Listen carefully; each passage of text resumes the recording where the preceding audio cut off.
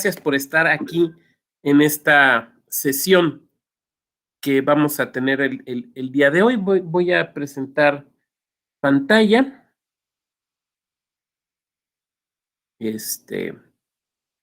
Compañera Abril Montserrat, ¿se ve la presentación? ¿Sí se ve? Perfecto, muchas gracias. Bien, pues mi nombre es Octavio Vado, me va a tocar estar con ustedes en la sesión del día de hoy y la del día de mañana para platicar acerca de procedimientos sancionadores e individualización de la sanción. Quiero comentarles que la dinámica que esperaría yo seguir en estas dos sesiones es la siguiente, que me permitan ir avanzando en esta presentación y abriré desde luego un espacio para preguntas, a lo mejor respuestas, y se vale perfectamente que me digan, más que una pregunta, tengo un comentario, se vale desde luego, también se vale que si tienen por ahí alguna experiencia que nos quieran compartir, pues desde luego lo puedan hacer. Permítanme.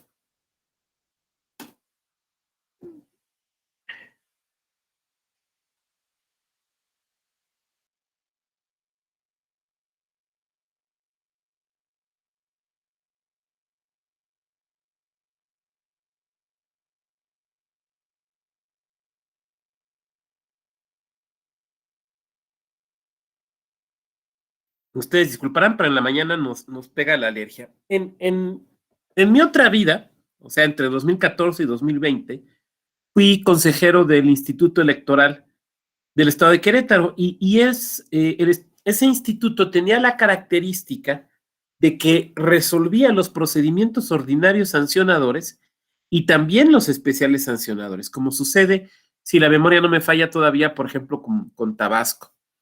Y les puedo decir que uno de los temas más, en la práctica más, yo no diría complejos, pero que se presta a la discusión, es justamente parte de lo que vamos a ver, que lo veremos seguramente el día de mañana, que es el tema de la individualización de la sanción. Porque siempre es todo un asunto, cómo podemos establecer una sanción adecuada, justa, legal, respecto de las faltas en materia electoral. Bien, vamos a continuar. Esta presentación, insisto, nos va a ir entonces guiando acerca de los temas que vamos a ir viendo. El derecho sancionador electoral es la rama, diríamos, del derecho electoral a la que pertenece las disposiciones que nosotros vamos a ver y los procedimientos que vamos a ver. En un inicio, digamos, hasta 1987, prácticamente no había disposiciones que tuvieran que ver con castigar o sancionar ciertas conductas en materia electoral. Sin embargo, a ver, la verdad es que existían algunas conductas que se tipificaban, y esto venía ya desde el siglo XIX, algunas conductas que se tipificaban y que la Judicatura Penal era la encargada de sancionar. Pero no encontrábamos propiamente sanciones en materia administrativa electoral, a pesar de que ya hubiera, insisto, algunos delitos por ahí. A partir del 87, entonces, ya se establece, por ejemplo, que la Comisión Federal Electoral podría cancelar el registro de los partidos políticos. Y ahí empezamos a tener ya con claridad algunas disposiciones en materia de derecho sancionador electoral. Desde luego, esta sanción no podía imponerse, sino mediante una atención al derecho de audiencia. Es cuando nace el primer COFIPE. Recuerden que tuvimos tres. Cuando nace el primer COFIPE, cuando empezamos a encontrar ya un catálogo mucho más claro de sanciones. En un primer momento, el IFE podía conocer de infracciones y notificaba a las salas, a la entonces sala central de lo que era el TRIFE para imponer algún tipo de sanción. Digamos que entonces IFE lo que hacía era la etapa de instrucción, la etapa de preparar todo el expediente, pero que la etapa de decisión, la etapa de sentencia del proceso, recaía directamente en una instancia jurisdiccional. Es en el 96 cuando al IFE se le otorga ya competencia para tramitar, sustanciar y resolver procedimientos e imponer sanciones a partidos políticos nacionales, digamos ya como una primera instancia, pues. Y el Tribunal Electoral del Poder Judicial de la Federación, que en ese año ya deja de llamarse TRIFE, porque se incorpora, como es hasta la fecha, al Poder Judicial de la Federación, se convierte en la segunda instancia. Esta parte es importante porque, y aquí quiero detenerme un momento, porque este esquema se mantiene respecto del POS y en algunas entidades también se mantienen. Es un derecho, ustedes lo saben, es un derecho en materia judicial el que tenga uno la posibilidad de una resolución judicial y un medio de impugnación, por lo menos. Por lo tanto, digamos que todo el diseño procesal en México, no solamente del derecho sancionador, sino todo el derecho procesal en general, tiene que tener necesariamente al menos dos instancias. Habrá quien me diga, oiga, luego hasta tenemos una tercera con el amparo. Bueno, es una cosa discutible porque sabemos que se supone que el amparo no es una tercera instancia. Y en este modelo, en el modelo del 96, eso se toma en cuenta porque por primera vez tenemos un esquema en el cual hay una primera instancia con claridad y una segunda instancia. Ahora, este modelo, insisto, se ha mantenido en algunas entidades, Querétaro hasta 2020, sí, hasta 2020, sí, Tabasco todavía hasta la fecha, en la cual la autoridad administrativa, o sea, el órgano electoral, resuelve en primera instancia, como sucede con el INE, con los procedimientos ordinarios. Esta resolución, y es más, no solo la resolución, todo este trámite, y desde luego incluyendo la resolución, son actos materialmente jurisdiccionales. Actos materialmente jurisdiccionales desarrollados por una autoridad administrativa, o podríamos decir también una autoridad que es un órgano constitucional autónomo, pero que su naturaleza es administrativa. Esto es muy importante porque no debemos confundir el acto con el órgano. Ustedes saben que, por ejemplo, un órgano jurisdiccional puede emitir actos materialmente legislativos. Cuando, por ejemplo, no sé, el Supremo Tribunal de Justicia, perdón, el Supremo Tribunal de Justicia de Guanajuato emite el reglamento de los juzgados. Un reglamento es un acto materialmente legislativo, aunque provenga de una autoridad jurisdiccional. También una autoridad jurisdiccional puede realizar actos materialmente administrativos. Por ejemplo, cuando firman un contrato, se firma un contrato con una persona que trabaja en ese poder judicial. De la misma manera, una autoridad que es un órgano constitucional autónomo, cuya naturaleza es administrativa, puede realizar actividades materialmente jurisdiccionales. Desde luego esto no sucede, por ejemplo, en la emisión de un acuerdo o de unos lineamientos o de un instructivo, pero sí sucede, y esto, insisto, pasa a partir del 96, sí sucede cuando lo que hace es resolver una controversia, resolver un litigio, en este caso un litigio electoral. Porque allí tenemos una manifestación de la potestad jurisdiccional.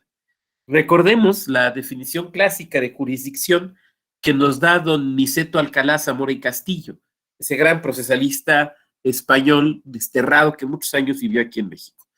Y don Niceto dice que la jurisdicción es la potestad que tiene un órgano del Estado de conocer, en su día decidir y en su caso ejecutar la sentencia firme dictada con motivo de un litigio o de una controversia. Entonces, bueno, pues aquí tenemos un litigio, tenemos a alguien que denuncia, a alguien que se defiende, una pretensión de aplicar el derecho para resolverlo y una serie de actos que deben de respetar, como bien sabemos, las reglas del debido proceso. Entonces, eso empieza a suceder a partir del año 1996.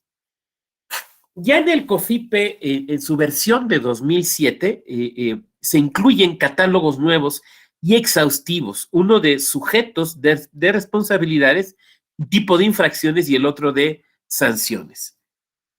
Y aquí empieza a ser también muy relevante para efecto de la fijación de la sanción, porque se establecen normas relativas a la gravedad de la falta y la reincidencia, que son, como veremos, elementos que hay que considerar para imponer una sanción. Muy bien. En cuanto a, bueno, ya en 2014, los procedimientos especiales sancionadores, lo que conocemos genéricamente como los PECES en materia electoral, a los procedimientos especiales sancionadores les decimos PECES o PES, y a los ordinarios sancionadores POS o POSES en plural, ¿no?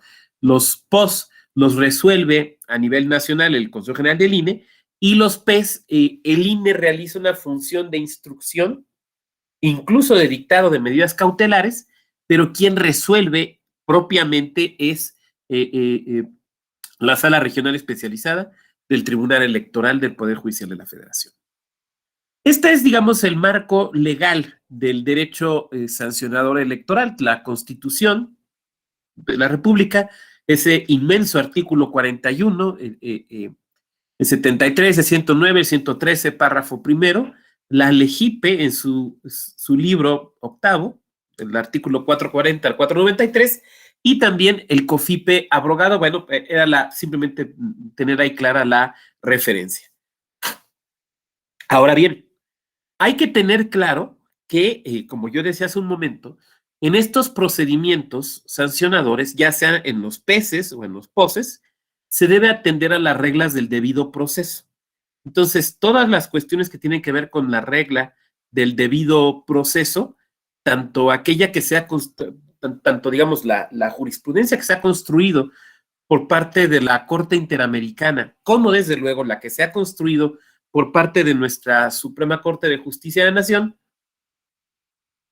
tiene plena vigencia en las dos etapas fundamentales de los POSES, que es la instrucción y la decisión. Voy a dejar de compartir para verles.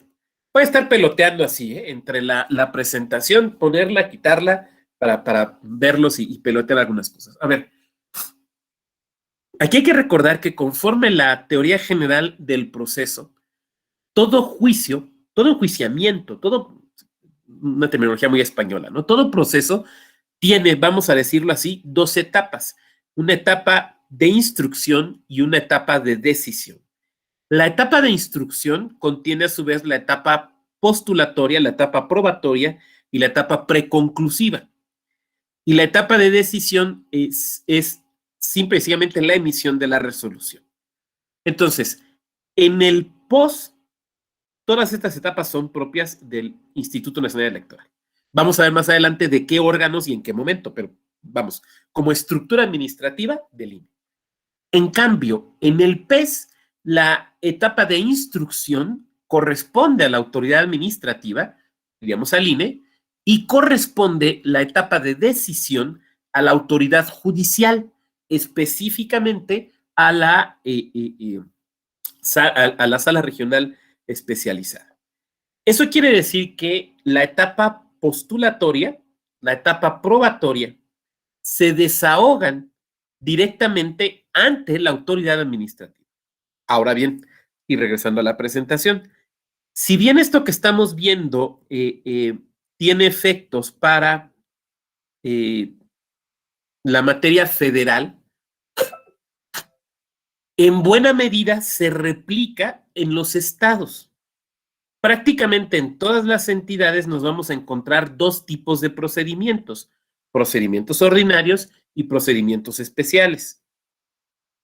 Ahora, en la mayoría de las entidades, no en todas, pero en la mayoría, se ha replicado este modelo federal, en el cual el procedimiento especial sancionador se convierte en un momento determinado en jurisdiccional. Hay otras entidades donde también el POS, pero la verdad es que cuando ustedes se enfrenten a una legislación local, si bien, insisto, muchas veces se siguen estas reglas, la verdad es que hay que revisarla, porque no necesariamente se va a repetir. Por ejemplo, en algunas entidades hay comisiones de quejas y denuncias para efectos de definir las medidas cautelares, entre otras cosas. En otros estados no. Entonces, si bien insisto, las reglas se pueden parecer, no necesariamente son las mismas. Entonces hay que atender a esto. Ustedes saben que en materia electoral estamos llenos de principios, ¿no? Hay principios de la materia electoral, hay principios de la función de las autoridades electorales, hay principios del voto. Bueno, pues también tenemos principios del derecho sancionador electoral, que son estos que tenemos aquí. Vamos a verlos rápidamente. El principio dispositivo e inquisitivo. Vamos a verlo.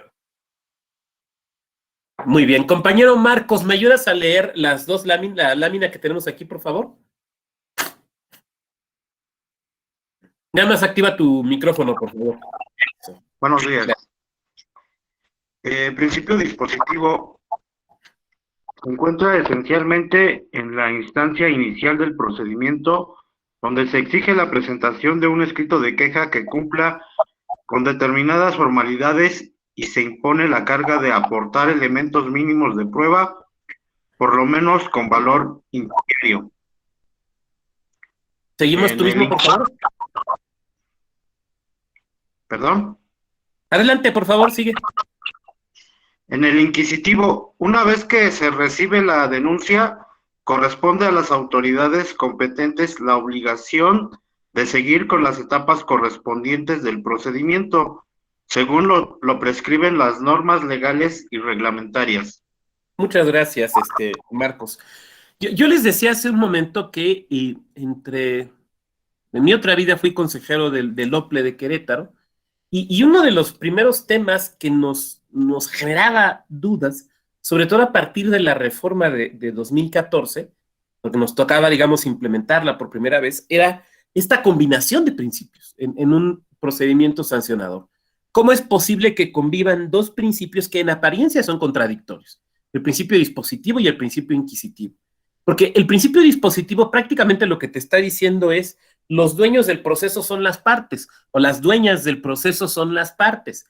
El principio inquisitivo lo que te está diciendo es tú búscale como autoridad, o sea, visto desde la perspectiva de la autoridad es tú búscale. Pero la realidad es que conviven los dos principios. Pero lo que sucede es que no, o sea, para entender cómo será esta convivencia entre dos principios que parecen que son contradictorios, tenemos que entender que lo que sucede es que se presentan en momentos distintos, operan en etapas distintas. El principio dispositivo tiene que ver con el inicio del procedimiento. La autoridad electoral, yo creo que es como podemos entenderlo, las autoridades electorales no son policías electorales, no hay policía electoral. Como no hay policía electoral, eso quiere decir que no andan las autoridades y quienes integran los órganos electorales administrativos, sobre todo, pues no andan en las calles ahí viendo a ver qué pasa, ¿no? A ver, ahí anda una bolita, déjame acerco a ver si están hablando de datos anticipados, ¿no? No andan así, no andan haciendo pesquisas, es lo que quiero decir. No son, insisto, una especie de autoridad policial electoral. Bueno. Por lo tanto, para el inicio del procedimiento, se requiere una oportuna noticia que dé alguien. Se requiere entonces que exista una denuncia. Y esa denuncia debe de contener ciertos elementos.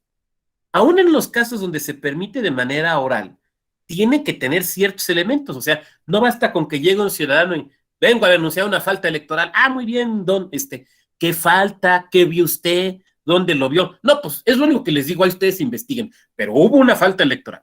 Es obvio que no. O sea, tiene que haber ciertos elementos. Por ejemplo, aquí se precisa ciertos elementos probatorios. Ciertos elementos probatorios. Que en base a los cuales dice, aunque pueden con infracciones de la LEGIPE. Sí, ciertos elementos probatorios que permitan a la autoridad tener ciertas bases para suponer que se amerita iniciar un procedimiento y hacer una investigación. Ok. El principio, perdón, inquisitivo entra en funciones una vez que ya se tuvo la noticia y se ha abierto el expediente. Entonces, ahí la autoridad puede desplegar ciertas funciones de investigación, ciertas funciones para inquirir acerca de los hechos, de las personas que están, que tienen que ver con los posibles hechos que se reputan ilícitos. Puede ser, ahí la actividad que se despliega puede ser de muy diversas formas, o sea, por ejemplo, puede ser desde ordenar el desahogo de una oficialía electoral, por ejemplo, para dar fe de un hecho, puede ser, por ejemplo, el requerirle a un particular la exhibición de un contrato, por ejemplo, de propaganda, de promoción, de publicidad, de mercadotecnia, entonces pueden ser muy, muy variados. Ahora bien, se hacía el comentario, no vi quién, perdón, aquí en el chat, en ocasiones, y dependiendo de la legislación, la autoridad electoral puede iniciar algún procedimiento de oficio. Aquí el problema, no diría yo el problema, pero la complejidad que tienen los procedimientos de oficio parten de dos supuestos distintos. El primero es que la legislación lo prevea. No todas las legislaciones prevén el iniciar procedimientos de oficio. Una, dos. Normalmente, pensando sobre todo en las entidades, y vean cómo estoy haciendo un peloteo entre lo federal y lo local, porque bueno, ustedes saben que tenemos, que así es nuestro sistema electoral, y prevén que el funcionario o la funcionaria electoral que conozcan, que vean alguna situación posiblemente irregular, tienen que hacerla del conocimiento del máximo órgano de dirección, y será este órgano de dirección, por ejemplo, las consejerías, los consejos generales de los soples respectivos, quienes determinen o no el inicio del procedimiento. Muy bien, vamos a regresarnos. La prohibición de excesos. Bien, compañera Janet Cervantes, ¿nos puedes ayudar con esta lectura, por favor?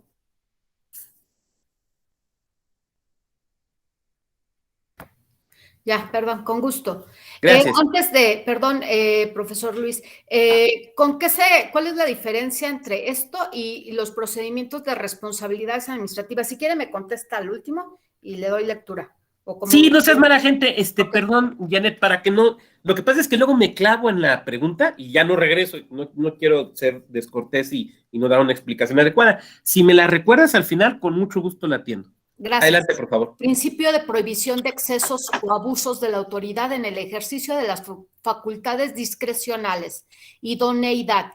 Se refiere a que la prueba sea apta para conseguir el fin pretendido y tener ciertas probabilidades de eficiencia en el caso concreto, por lo que bajo este criterio se debe limitar a lo objetivamente necesario.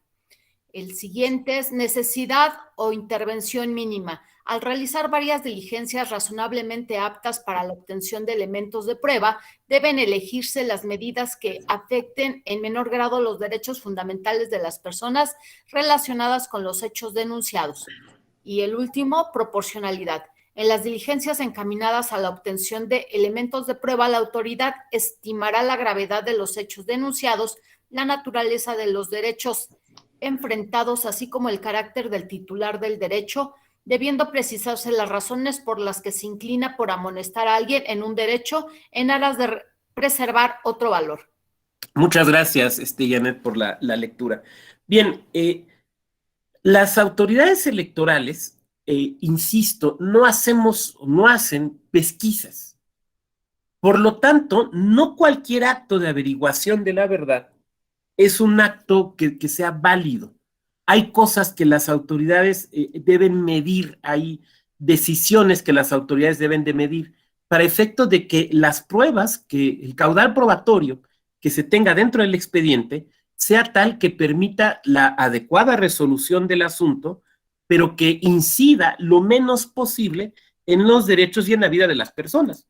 Y sobre todo pensando en los terceros, en las personas terceras. En ocasiones, es necesario averiguar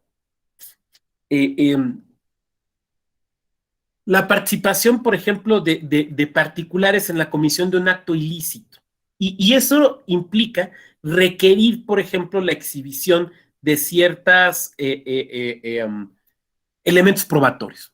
Y puede haber muchos casos. Voy a poner uno que se me viene a la memoria, y son, los ejemplos que voy a poner son ejemplos reales, no me estoy inventando nada, porque la materia electoral es tan rica que no necesitamos inventar, ¿no?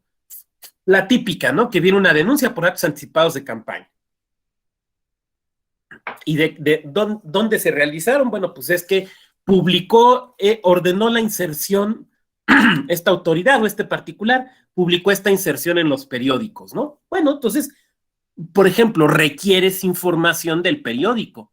A ver, esta media plana, este cuarto de plana, esta inserción pagada. A ver, periódico, dime quién te la pagó. Y si existió una orden o un contrato, exhíbemelo.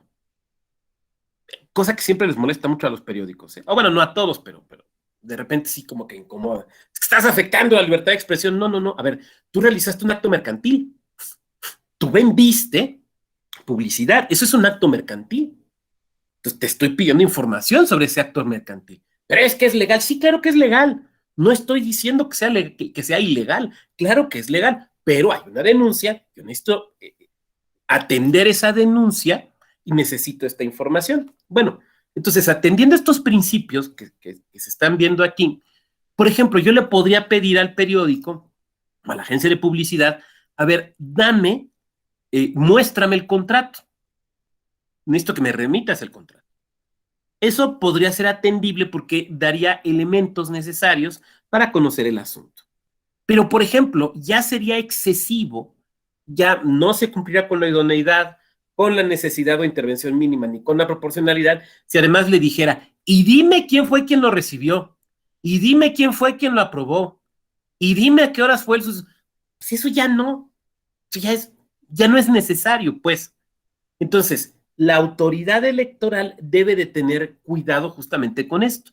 En la práctica, muchas veces sucede, no digo que todas, pero sí en ocasiones sucede, que quien denuncia una conducta posiblemente ilegal, pues solicita toda una serie de información, incluso presenta los escritos, yo ya la solicité y no me han respondido, ¿no?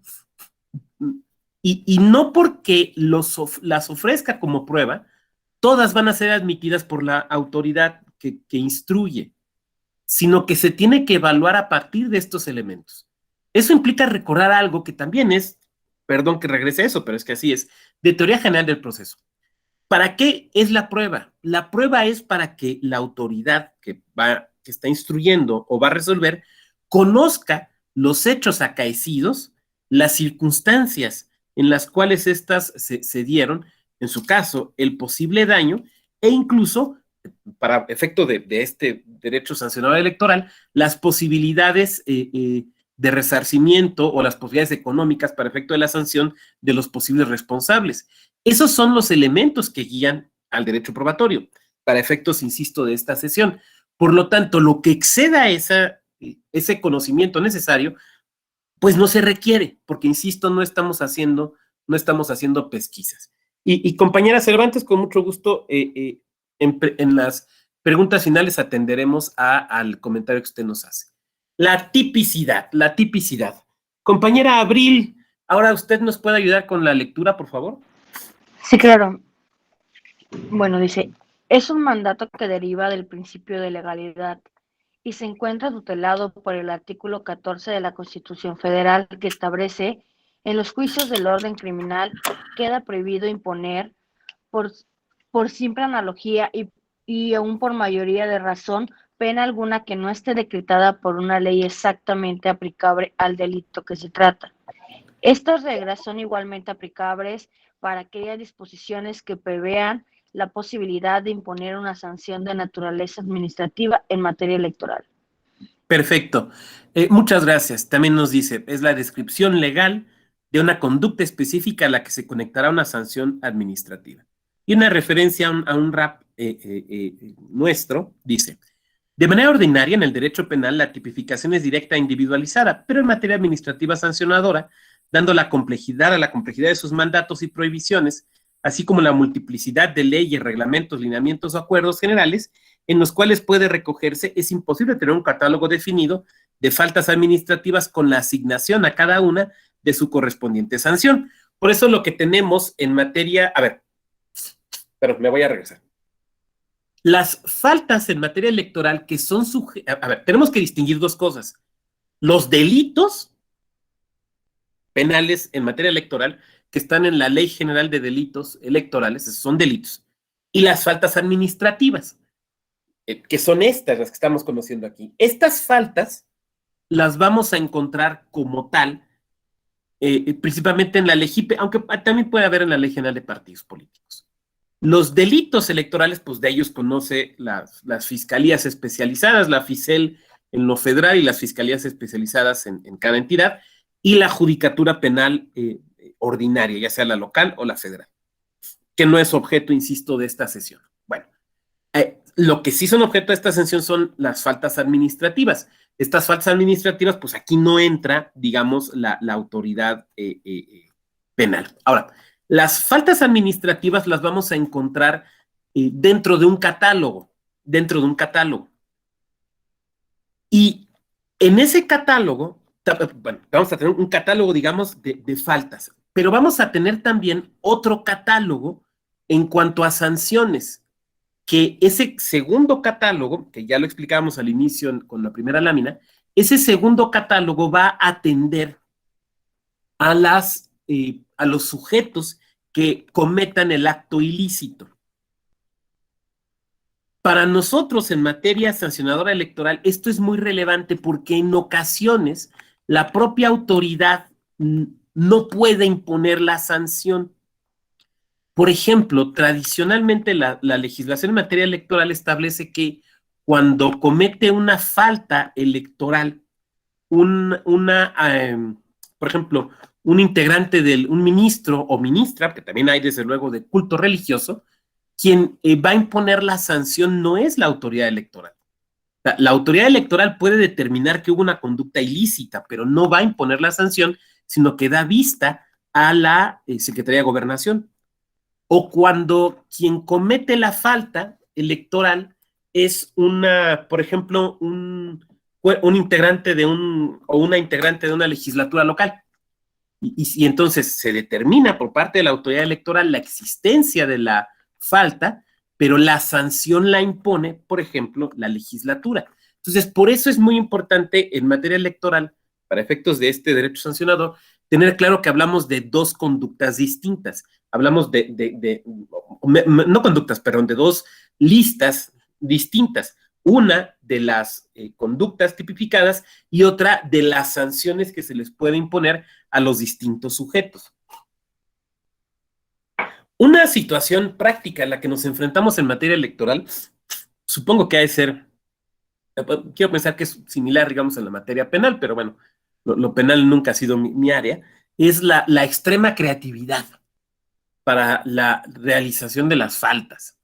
La extrema creatividad en el sentido de que se utilizan medios que por ejemplo, no existían, medios comisivos que no existían en el momento de la creación de la legislación. El ejemplo más claro que creo que puedo poner es TikTok, ¿no? Cuando se hace la reforma de 2014 y se expide toda la legislación que está vigente para este tipo de situaciones, pues TikTok no existía, ni siquiera en China, apenas no lo habían creado.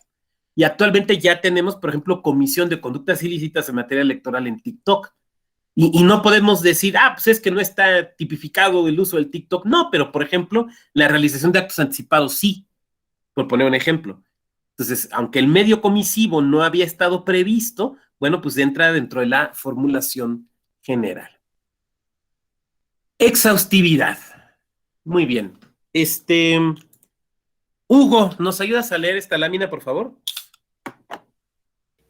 Sí, claro. Principio de exhaustividad.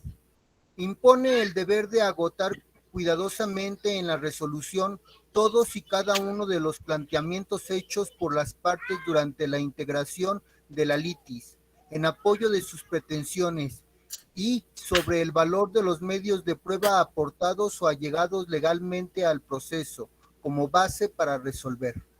Muchas gracias, Hugo. Este es un principio que ustedes seguramente habrán visto, claramente deriva de la teoría general del proceso, porque toda resolución debe ser exhaustiva. Toda resolución judicial debe ser exhaustiva. ¿Qué quiere decir la exhaustividad? Bueno, pues que se ocupe de las pretensiones deducidas y de las excepciones o defensas planteadas. Eso quiere decir la exhaustividad. Entonces, en ese sentido, una resolución debe ser exhaustiva. No debe dejar algo sin resolver. Todos los puntos se tienen que resolver. Les platico que cuando, en mi época, digamos, de consejero, como les platicaba, nos tocaba resolver los peces y los poces. Una de las cosas que yo hacía cuando nos tocaba resolver esto era, bueno, pues te pasaban el proyecto de resolución. Y yo hacía un listado. A ver, normalmente lo que yo hacía era lo siguiente. Les platico mi experiencia, que no necesariamente tiene que ser la de ustedes, ¿no? Llegaba una denuncia, ¿no? Había que elementar un procedimiento. Entonces, pues uno le va dando seguimiento desde el principio, o al menos yo le iba dando seguimiento desde el principio. Entonces, yo tenía una lista, hagan de cuenta, una especie como de pequeño checklist, donde tenía todas las pretensiones deducidas y las excepciones planteadas.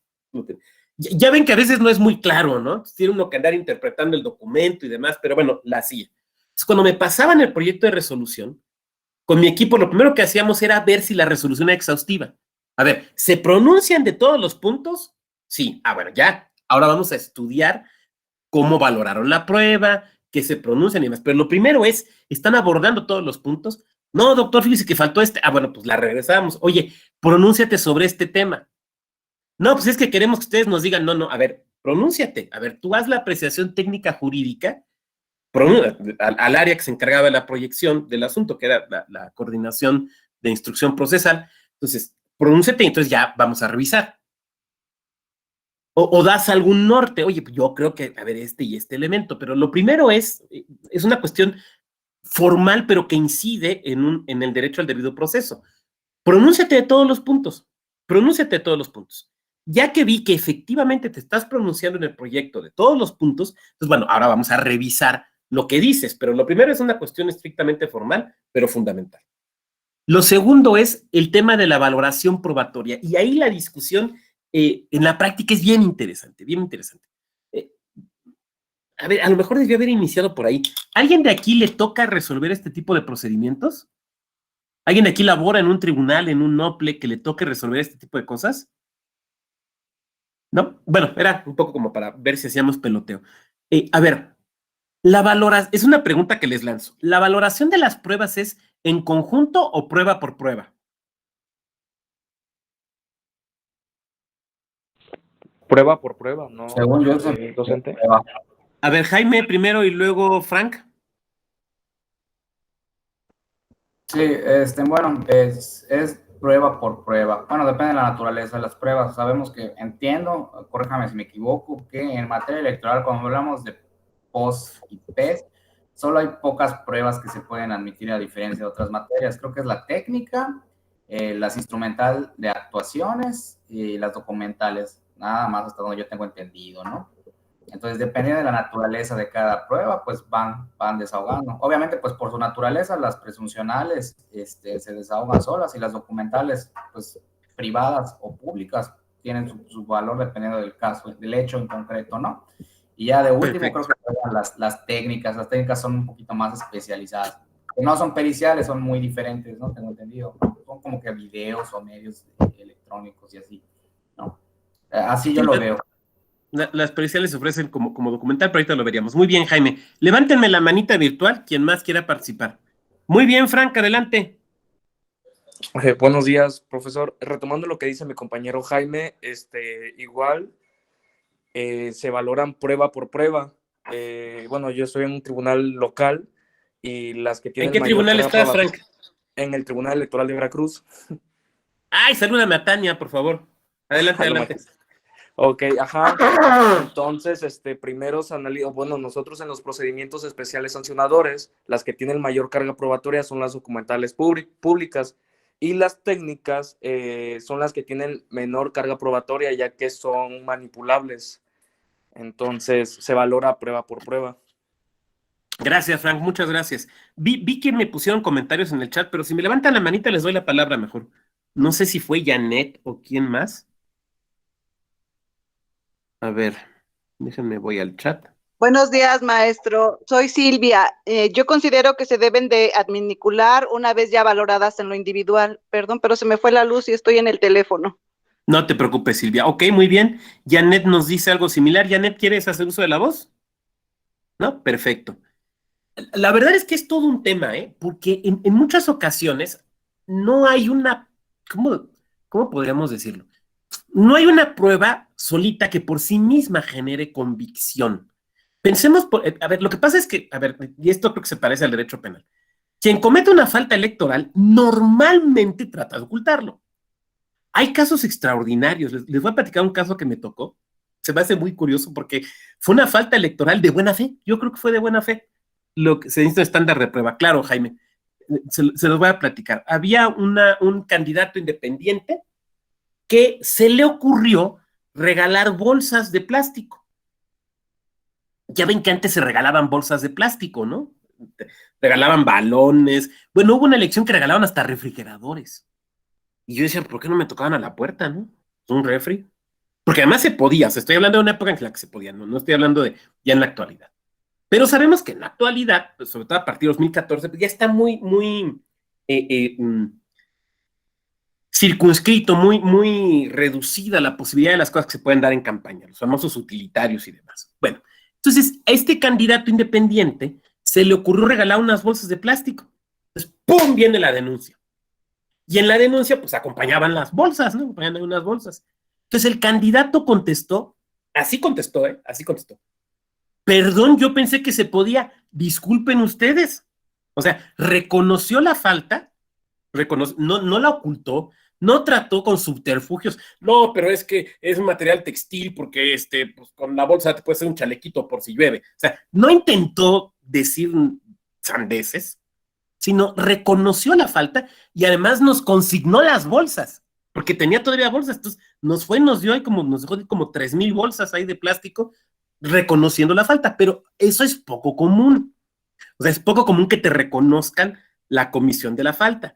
Normalmente, pues lo que tratan es de zafarse, de deslindarse, de decir que no es falta, o de realizar el acto con cierta, ¿cómo decirlo?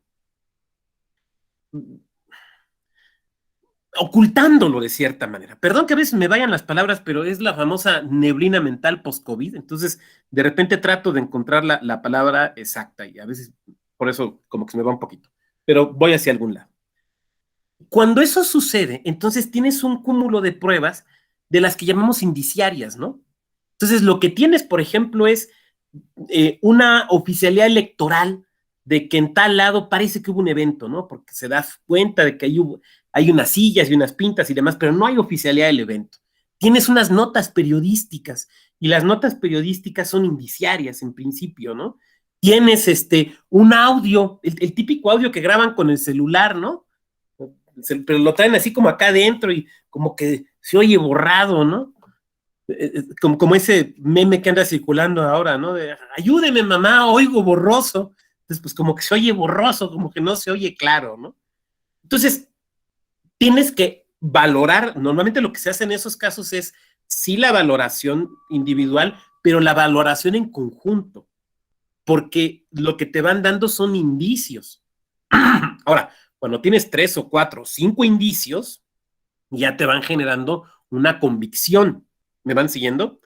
Entonces, la verdad es que esto de la valoración de las pruebas, en la práctica va a depender mucho del asunto en particular y de los elementos o de los medios probatorios que tengas. Por ejemplo, el caso que comentábamos hace un momento, las documentales públicas, ¿no? La documental pública hace prueba plena, decimos. Y en materia electoral decimos, hace prueba plena de lo que le consta al fedatario o a la fedataria, pero nada más. Pongamos un ejemplo que ustedes saben, ¿no? En materia electoral, lo saben, no tenemos la prueba testimonial. Lo que hacemos, déjenme ahí les platico una anécdota. Más, déjenme, voy por el texto, espérenme tantito, que ahí hay una anécdota interesante.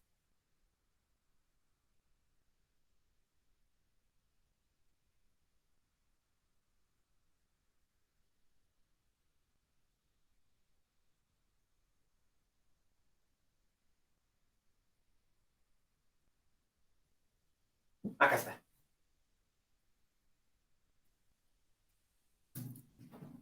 La ventaja de dar clases desde casa es que podemos sacar los libros, ¿no? En 2015 publiqué este libro, Derecho Procesal Electoral Queretano. Y se los muestro porque no es comercial. No es comercial porque no cobro regalías, porque era consejero, entonces no cobraba regalías. Entonces, no estoy haciendo comercial. Y publiqué este libro por un problema de pruebas. Yo era un Nobel consejero electoral. Estaba muy feliz en mi oficina. Y llega un día, de los primeros días de ser consejero, llega un día un compañero que había estudiado la licenciatura y el doctorado conmigo. O sea, un tipo que era un abogado competente, es lo que quiero decir. Penalista. Yo no sabía que litigaba electoral. Llega a mi oficina y llega enojadísimo. Oye, Vado, ¿cómo es posible? Mentando madres, enojadísimo. A ver, siéntate, ¿qué pasó? A ver, un vaso de agua, respira hondo, toma aire, ¿no? Estaba enojadísimo porque en el desahogo de la audiencia probatoria no le habíamos admitido a sus testigos.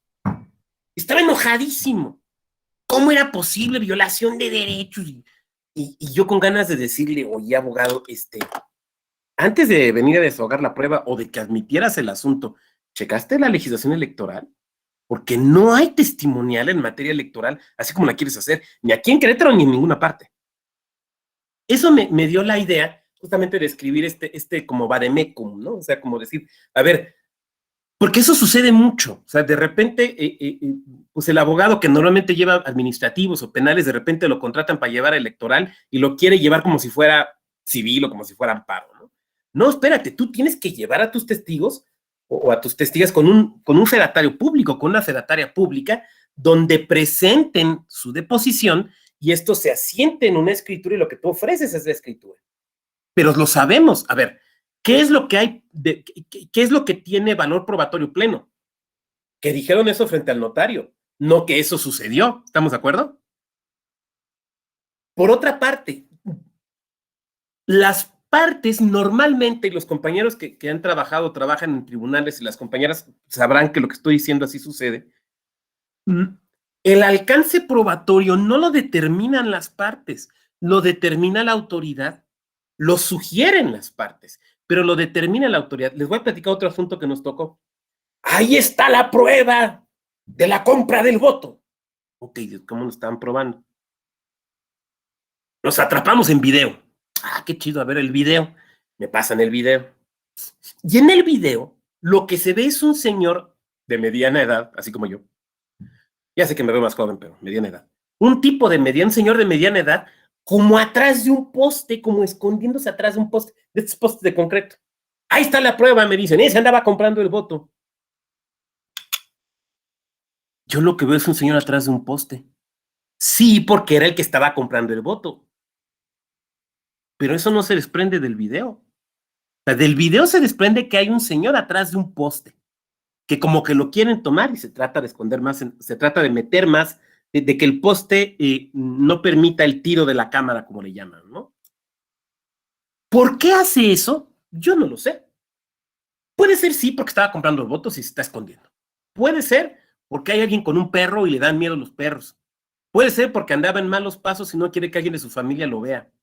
O puede ser tan sencillo como esto. Si ustedes han tomado el camión, cuando uno toma el camión, a veces no hay paradas y a veces está el sol fuerte. Entonces está el poste da tantita sombrita y te metes en la sombra del poste, ¿no? Y de repente hay una fila como 2, 3 personas que estamos ahí tratando de agarrar la sombrita del poste. Yo no sé por qué está detrás del poste. No sé. Entonces, si tú me quieres probar que hay compra del voto porque hay un señor atrás de un poste en un video, perdón, pero eso no lo prueba. Es que yo llevé el video a certificar con el notario. ¿Y qué? O sea, el notario lo más que puede decir es describir lo que ve en el video, pero el notario no puede describir, o sea, si lo que está haciendo es eso, no puede describir más. Ahora, si eso me lo adminiculas con, por ejemplo, declaraciones de testigos ante notarios de que un fulano con estas y estas características estaba en tal casilla a tal hora ofreciendo dinero por el voto, y las características coinciden con las del tipo del video, bueno, ya me vas generando al menos la duda, ¿no? Si además hay escritos de protesta o en las hojas de incidentes de la casilla en cuestión se asentaron, había un señor con estas características haciendo estos actos, bueno, ya me vas generando convicción. Si además de eso hay en la bitácora de la policía, oigan, se presentó la patrulla tal a tal hora requerida por la presidenta de tal casilla porque a sacar un fulano que andaba comprando votos y estas son las características físicas, bueno, pero ya estamos hablando de la adminiculación de las pruebas, que es lo que comentaba alguna de las compañeras aquí en el chat. Pero el video solito por sí mismo no. Yo sé que me estoy extendiendo, pero creo que esta parte puede ser importante para ustedes. En algún tiempo, antes de ser funcionario electoral, entre que dejé de ser consejero distrital del INE y después ingresé como coordinador al instituto, litigué electoral y me acuerdo en un asunto interno de un partido político, un proceso de selección, un cliente me dijo, ahí está la prueba de que hubo acarreo en las elecciones internas. Me acuerdo perfectamente. ¿Cuál es la prueba? Aquí está el video. Pues ya me lleva el video. Bueno, el primer elemento que vi fue el siguiente. Yo no sé si se acuerden ustedes o son muy jóvenes y no les tocó, los videos que se tomaban con cámara, con las cámaras digitales o con las cámaras estas de disco, no con celular, sino con cámaras. Esos videos, en la parte inferior derecha tenían la fecha, ¿se acuerdan? Venía la fecha. Bueno, pero si tú no configurabas el dispositivo, te daba una fecha de cajón, por ejemplo, 01 el 01 del 2000, por decir algo. Entonces, cuando me pasa el video, lo primero que veo es eso, que no estaba configurada. Estos hechos eran, no sé, hagan de cuenta, voy a inventarme fechas, del 2004. Y la configuración era 0101 de 1998. Entonces, ya el propio video te está desmintiendo de la fecha en la que lo grabaste. Pero bueno, eso fue lo primero.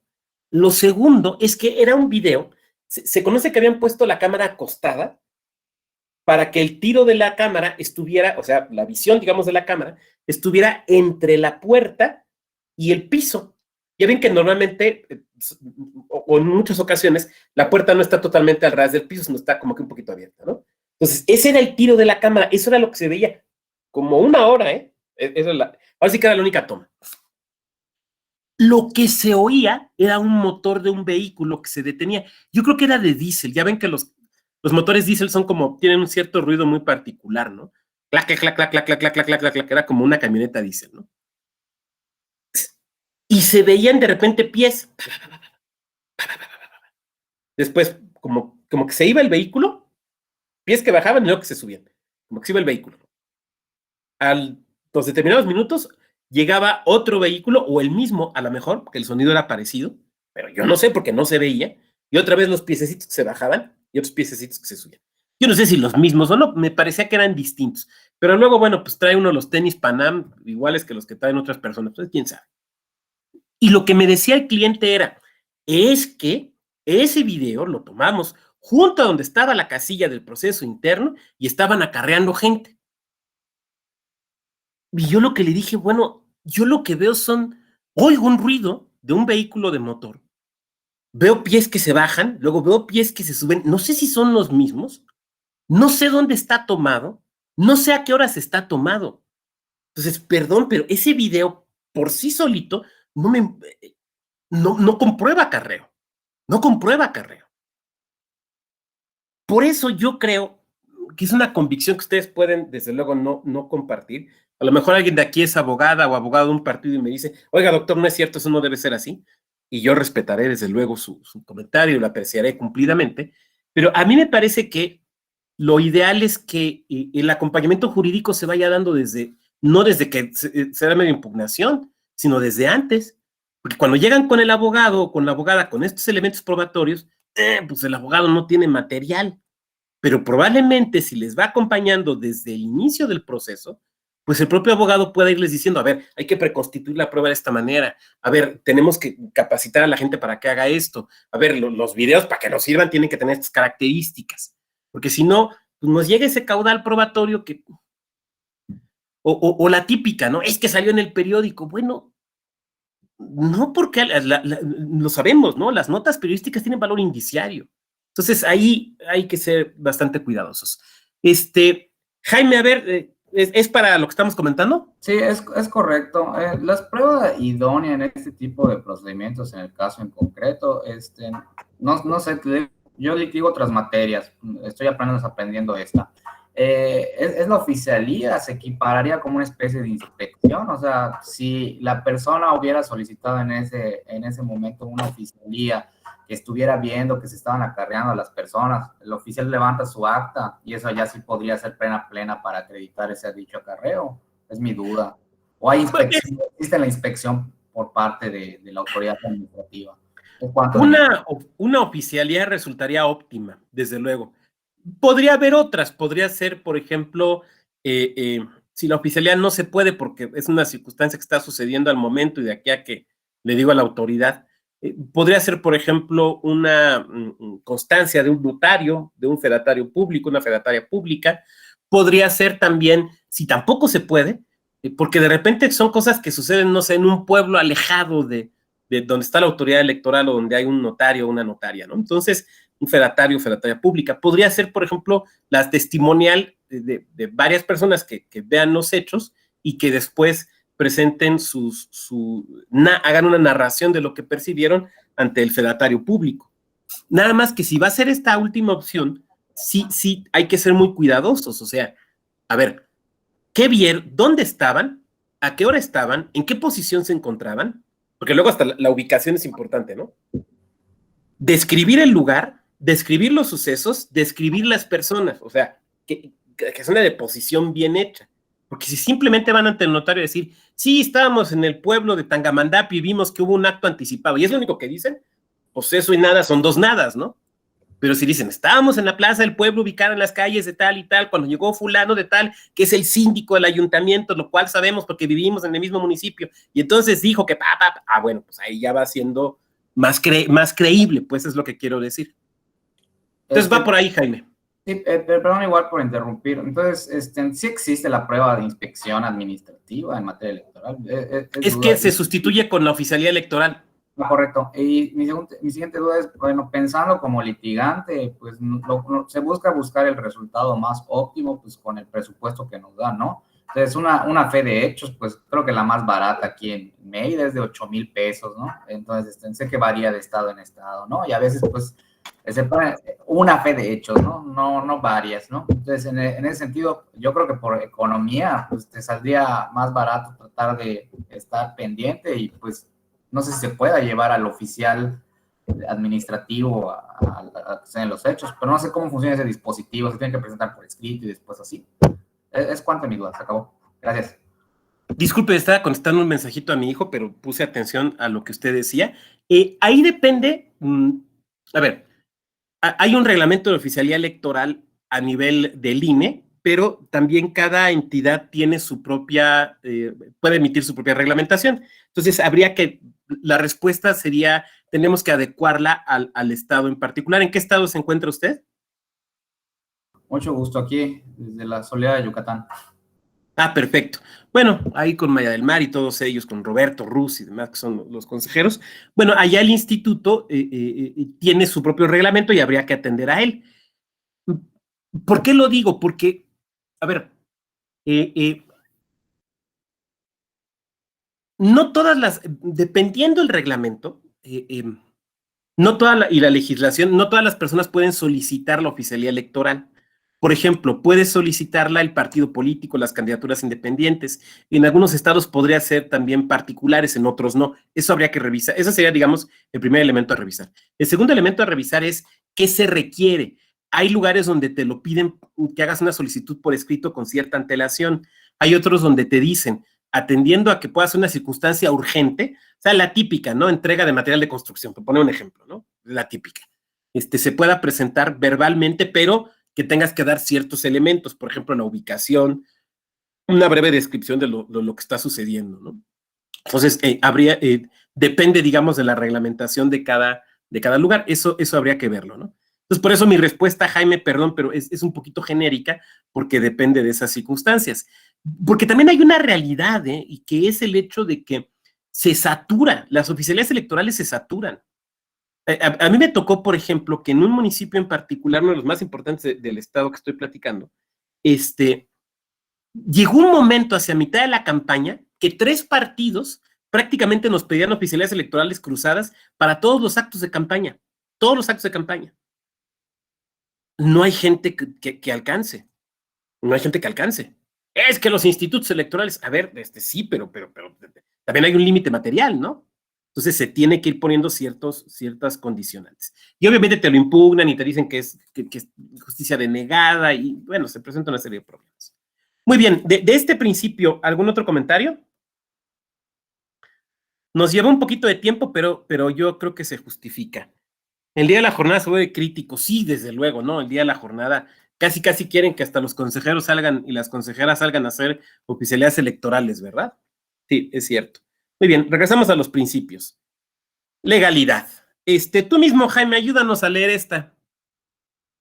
Sí, con la reforma de 1996 se estableció un sistema integral de justicia en materia electoral para que todas las leyes, actos y resoluciones electorales se sujeten invariablemente a lo previsto en la Constitución Federal y, en su caso, a las disposiciones legales aplicables, tanto para proteger los derechos político-electorales de los ciudadanos mexicanos como para efectuar la revisión de la constitucionalidad o, en su caso, legalidad de los actos y resoluciones definitivos de las autoridades electorales federales y locales. Muchas gracias. Ustedes saben que es un principio de la materia electoral, ¿no? La legalidad. El hecho de que los actos de las autoridades estén, incluso en estas cuestiones de averiguaciones o de investigaciones o de desahogo de los procedimientos sancionadores, los actos de las autoridades estén basados en la ley y no nos salgamos de la misma. Ahí es importante. Concentración, inmediatez y celeridad, sobre todo pensando en las audiencias. Julio César, si nos puedes ayudar con esta, por favor.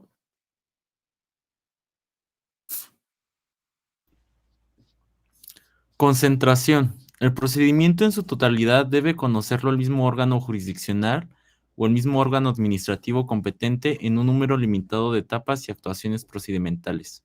Perdón, vamos a irlo haciendo así como cuando practicaba uno fútbol, ¿no? Que de repente el entrenador a ver, corte la jugada. Entonces vamos a cortar aquí tantito, Julio.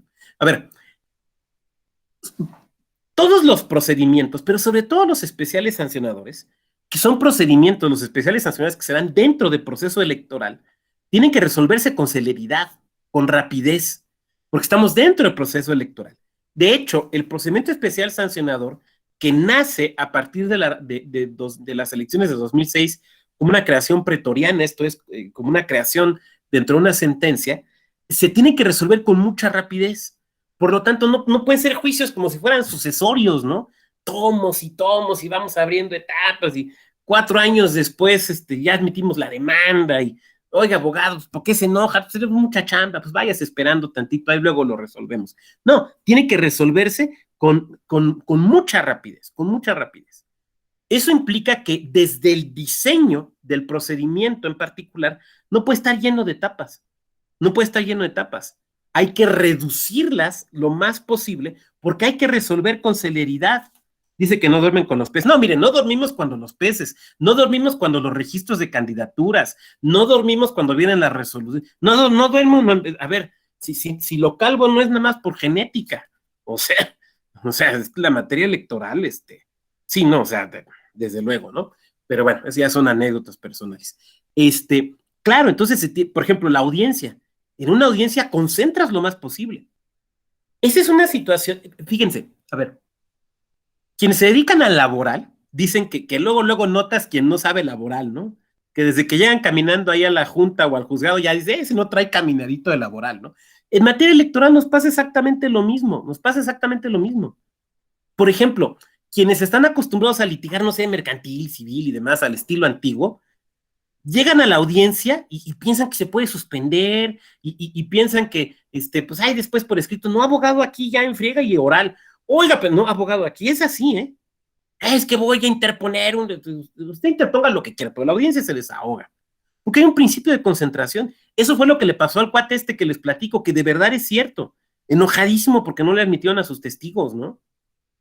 Y obviamente uno como autoridad no le puede decir, pues no seas bruto, compadre, pues ahí lee la ley, ¿no? Le digo compadre por decir, obviamente no era mi compadre.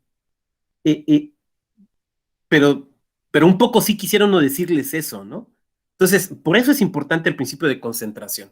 Tú mismo, Julio, inmediatez y celeridad. Inmediatez.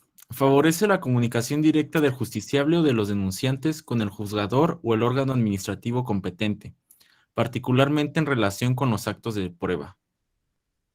Celeridad. Obliga a la autoridad a sustanciar el procedimiento a la mayor brevedad posible, suprimiendo los trámites innecesarios a fin de dictar resolución en forma pronta. Al efecto, confluyen dos que deben ser maximizadas. La garantía de un procedimiento jurisdiccional o de una determinación administrativa que cumpla con las formalidades esenciales del procedimiento, lo que supone cierto tiempo. Evitar la eventual decisión ajustada a derecho pero tardía, resulte ineficaz. Exactamente, que eso es lo que justificó el nacimiento del procedimiento especial sancionador como en su inicio, como una versión acelerada, intensa, en esteroides, de lo que era solamente el POS en su momento. Estos principios, por ejemplo, se reflejan en una cuestión que es muy importante. La impugnación. Tú no puedes, bueno, o sea, puedes, pero no va a proceder. Tú no puedes andar impugnando en lo individual los actos del desahogo del procedimiento, sino hasta la resolución. Entonces, en materia electoral no se vale que impugno la fecha de la audiencia. Dentro de la audiencia impugno la apertura de la misma. Presento otro medio de impugnación en contra de la admisión de la contestación. Otro medio de impugnación en contra de la orden del desahogo. No. A ver, concentración. Todos los agravios, hágalos valer contra la resolución. Tanto los agravios que tengan que ver respecto de la propia resolución, como en el íter, en el desarrollo del proceso. Todos júntenlos y hágalos valer, porque hay concentración y porque hay celeridad. Entonces, no se puede, dicho de otra manera, no puedes chicanear el proceso así en materia electoral. No puedes chicanearlo de esa manera. ¿Por qué razón? Porque hay un elemento de celeridad. Esto se tiene que resolver rápido, papá. Entonces, no podemos estar admitiendo impugnación. Bueno, o sea, sí se van a admitir, pero no vas a suspender el procedimiento. El procedimiento va a seguir y lo que te va a decir el tribunal, ya sea el electoral local, dependiendo del caso, o el del Poder Judicial de la Federación, lo que te va a decir es: acumule sus agravios, abogado, acumule sus agravios, abogada, y hágalos valer contra la resolución que se dicte. Pero no podemos andar con impugnaciones intraprocesales porque tenemos un elemento de celeridad. Muy bien. Nos llevamos un poquito de tiempo con los principios, pero desde luego creo que justifica plenamente. Seguimos. A ver, sí, Edgar. Sí, nomás para preguntar un poquito aquí con el principio de concentración, que decía que debía resolverlo a una sola autoridad, pero en el mismo diseño del PES, quien instruye es el INE y quien resuelve es el tribunal, entonces no rompería un poco el principio aquí. Y también un poco con las medidas cautelares, que quien resuelve es, quien dicta es el INE, y luego quien resuelve impugnación es la sala superior, para el fondo lo resuelve la sala especializada, y luego vía recurso de revisión lo resuelve otra vez la sala superior. O sea, como que se vuelve un poquito aquí que rompe con la concentración. Sí, el diseño legislativo en particular del PES, sobre todo esta cuestión que comentas de las famosas cautelares, pues sí ha recibido algunas críticas, ¿no? Porque además está un poco extraño eso de que las cautelares las revisa el superior de quien revisa el fondo, ¿no? Exacto, el fondo. Un poquito, pero bueno, digamos, ese es el diseño legal. Sí, ahí en el PES en particular, digamos que se entra un poquito en crisis con esto, pero bueno, pues fue el diseño legislativo que se hizo. Un diseño que obligó a muchas cosas. Yo recuerdo cuando el arranque de la sala especializada, el primer tema fue uno de los primeros temas, cómo lograr una adecuada coordinación con el INE para efecto de conocer y de saber cuándo van entrando los medios de impugnación, el orden y demás, y poder también administrar el trabajo de la sala especializada, particularmente en épocas de proceso electoral federal, ¿no? Y bueno, pues se diseñó este famoso sistema de informático por el cual inmediatamente la sala se va enterando de la presentación de estos medios de impugnación, se va subiendo la información y pueden hacer, no sé si la palabra sea la correcta, pero una especie como de preturno para ir estudiando el asunto y garantizar que se resuelva con celeridad. Entonces, digamos que fue la manera en la que se encontró cómo solventar esta situación. Y desde luego también, tanto en el PES como en otros procedimientos donde instruye una autoridad y resuelve otra, a ver, aunque la instrucción la haga la autoridad administrativa, digamos que quien tiene el control del proceso al final es la autoridad jurisdiccional. Eso implica que la autoridad jurisdiccional puede ordenar el desahogo de alguna diligencia o la repetición de alguna diligencia cuando considera que esto es necesario. Y el requerimiento normalmente va dirigido hacia la autoridad administrativa, ¿no? Déjenles platico algo, porque el comentario de Edgar nos da para hacerlo. Un problema que teníamos, por ejemplo, en el Instituto de Querétaro era que, a ver, entra un asunto, ¿no? Entonces tú instruyes y lo integras de determinada manera y lo mandas al tribunal, en este caso, ¿no? Y el tribunal ya resuelve. Pero teníamos el problema de que había un magistrado en particular que quería que la instrucción se hiciera de cierta forma. Los otros dos magistrados no. Pero tú no sabes quién es el ponente. No lo sabes hasta que turnas el expediente, ¿no? Entonces nosotros instruíamos de determinada manera los asuntos que nos llegaban. Cuando se mandaban al tribunal, que era un tribunal de 3, ya ven que puede haber de 5 o de 3 en las entidades, si el asunto caía con alguno de los dos magistrados de la mayoría, no tenías problema, digamos, con la instrucción en términos generales. Pero si caía con el tercero, sí, y te la ordenaba repetir, pero tú no sabes con cuál es. Entonces, ¿qué así? Era un problema, porque además cuando discutían obviamente esto lo llegaban a discutir en sesiones públicas, ¿no? Pero el magistrado, digamos, de la minoría decía, pues es que para mí se debe hacer así. Entonces, no había una forma uniforme de instruir.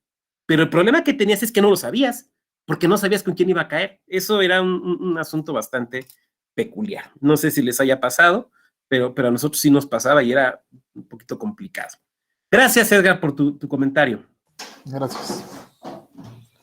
Y retroactividad en la ley, bueno, creo que este es un principio que ustedes conocen, me parece que salvo mejor comentario, se explica por sí solo. El principio de presunción de inocencia, tú debes suponer a la persona inocente, por lo tanto, a la persona o al partido que no se ha cometido la falta, a menos que se compruebe esto. Y aquí les voy a platicar otro asunto. De nuevo dejo de compartir. Perdón que vaya cortando así, pero es que creo que es interesante cuando lo referimos a asuntos en particular. Este asunto me parece muy interesante. Sucede lo siguiente. Por una grabación, la típica grabación de celular, se presenta una denuncia en contra de un funcionario público por actos anticipados de campaña. Es que aquí en este audio está que reunió a los representantes. Sí, claro, sí, desde luego, Jaime, el derecho sancionador electoral toma elementos fundamentales del derecho penal.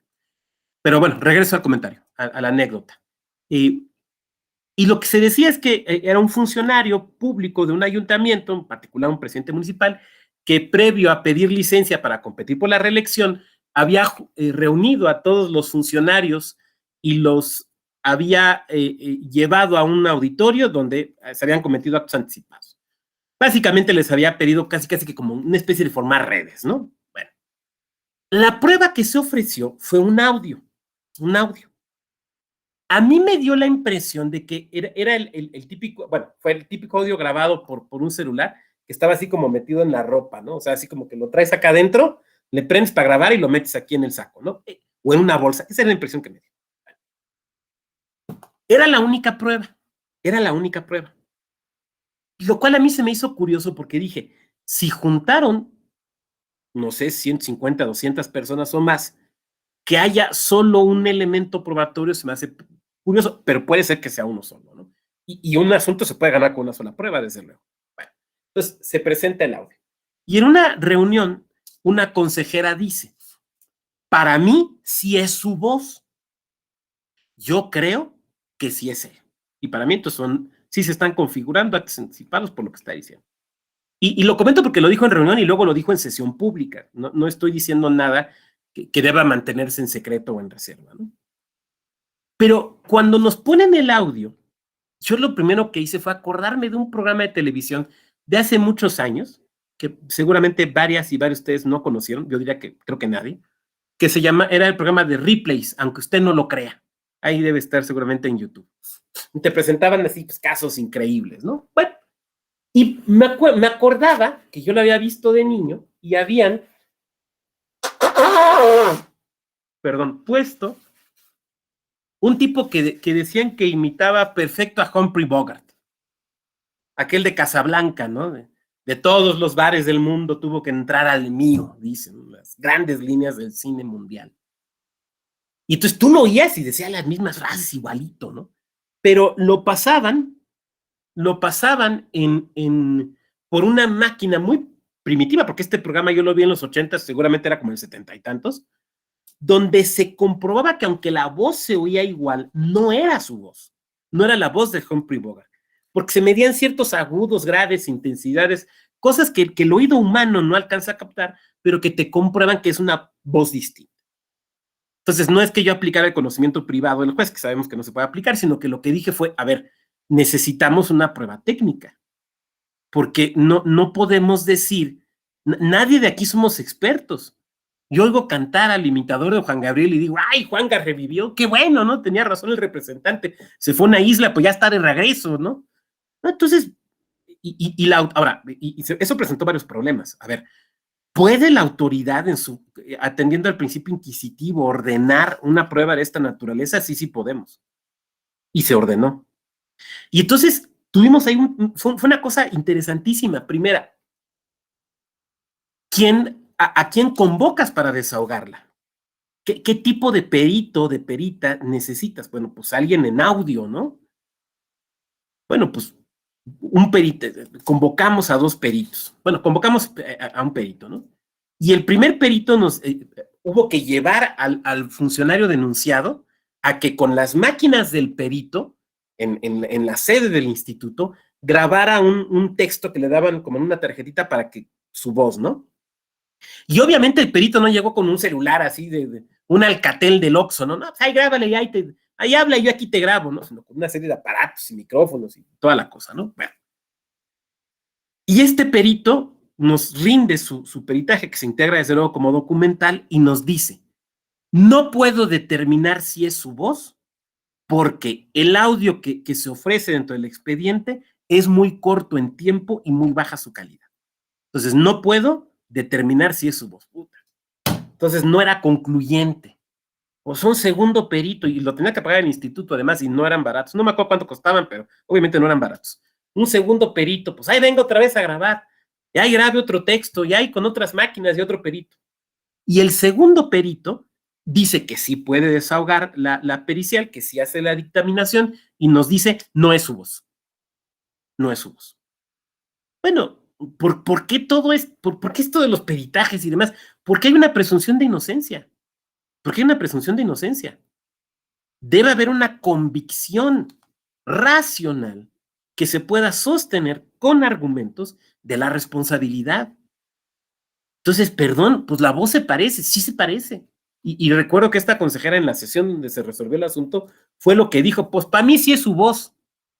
Obviamente yo ya no comenté nada sobre ese punto, pero pues sí es como para decirle, oiga, perdón, ¿usted es perita? ¿Usted es audióloga? ¿Usted es ingeniera en sonido? Porque si hubiéramos condenado eso nos hubieran dicho, oiga, yo no sabía que usted aparte de abogado era ingeniero en sonido. Estaba ahí usted en Polimarch o qué, ¿no? Porque a final de cuentas, pues se tiene que tener una plena convicción para condenar. Entonces, bueno, se los platico porque es de los asuntos que desde luego aplican para lo que estamos viendo y me parece que es una experiencia interesante. Jaime, déjame avanzar un poquito porque nos estamos atrasando un poco, entonces, pero con gusto ahorita atendemos tu inquietud. Los procedimientos, a ver, por principio de cuentas, ¿qué es un procedimiento? Pues es una serie ordenada de pasos para tener un fin. Por ejemplo, cuando haces algo tan sencillo, ¿no? Vas a poner a hervir frijoles. Pues primero los desflemas en la noche y los dejas en agua y no le pones sal porque se ponen duros y le pones sal o los sazonas cuando ya hirvieron y demás. Porque si le pones la sal antes están duros y tardan. Bueno, entonces Un procedimiento es así, es una serie ordenada de pasos que se hacen en determinados momentos y los pasos siguen una cierta lógica. Eso atiende en primer lugar al diseño legal, que es lo que comentábamos hace un momento con alguno de los compañeros, ¿no? El diseño legal del PES, pues, la federal ahí tiene algunos elementos que se han observado como probablemente no idóneos, ¿no? Entonces, un correcto diseño legal. Las etapas tienen que seguir una lógica. ¿Y la finalidad cuál es de toda esa ordenación de pasos? Bueno, conocer, sustanciar y resolver acerca de irregularidades posibles en las que hayan incurrido sujetos obligados en términos de la legislación electoral aplicable. Este es un cuadro digo, simplemente para que lo veamos, de distintos sujetos y sanciones que pueden tener. Entonces, ¿quiénes son los sujetos del derecho sancionador electoral? Es muy amplio. Los partidos políticos, las asociaciones políticas, aspirantes, precandidatos o candidatos, por ejemplo, los aspirantes o las aspirantes a una candidatura independiente, las candidaturas independientes, la ciudadanía, las dirigencias partidistas, las personas afiliadas, las personas físicas o morales también. Por ejemplo, pensemos en una televisora que no pasa la pauta que le manda el INE. Bueno, pues es una persona moral que puede ser objeto de sanción. Las personas observadoras electorales también. O sea, la típica, ¿no? De que un observador, una observadora electoral, pues ve que hay mucha gente en un centro de votación donde hay 20 casillas y hay que ayudar y orientar y decir, no, perdón, a ver, usted es observador o observadora, usted nada más ve o oye, percibe, pero no puede meterse a la organización. Oiga, es que yo recibí capacitación, déjeles ayuda a contar. No.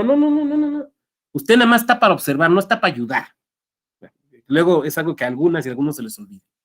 Decíamos los concesionarios de radio y televisión, organizaciones de ciudadanos que pretenden y de ciudadanas que pretenden constituirse como partidos políticos. Esto es muy importante este año, porque en lo local, porque en los estados que hubo elecciones de gubernatura el año pasado, este es el año en el cual se realizan los actos de constitución de nuevos partidos políticos locales.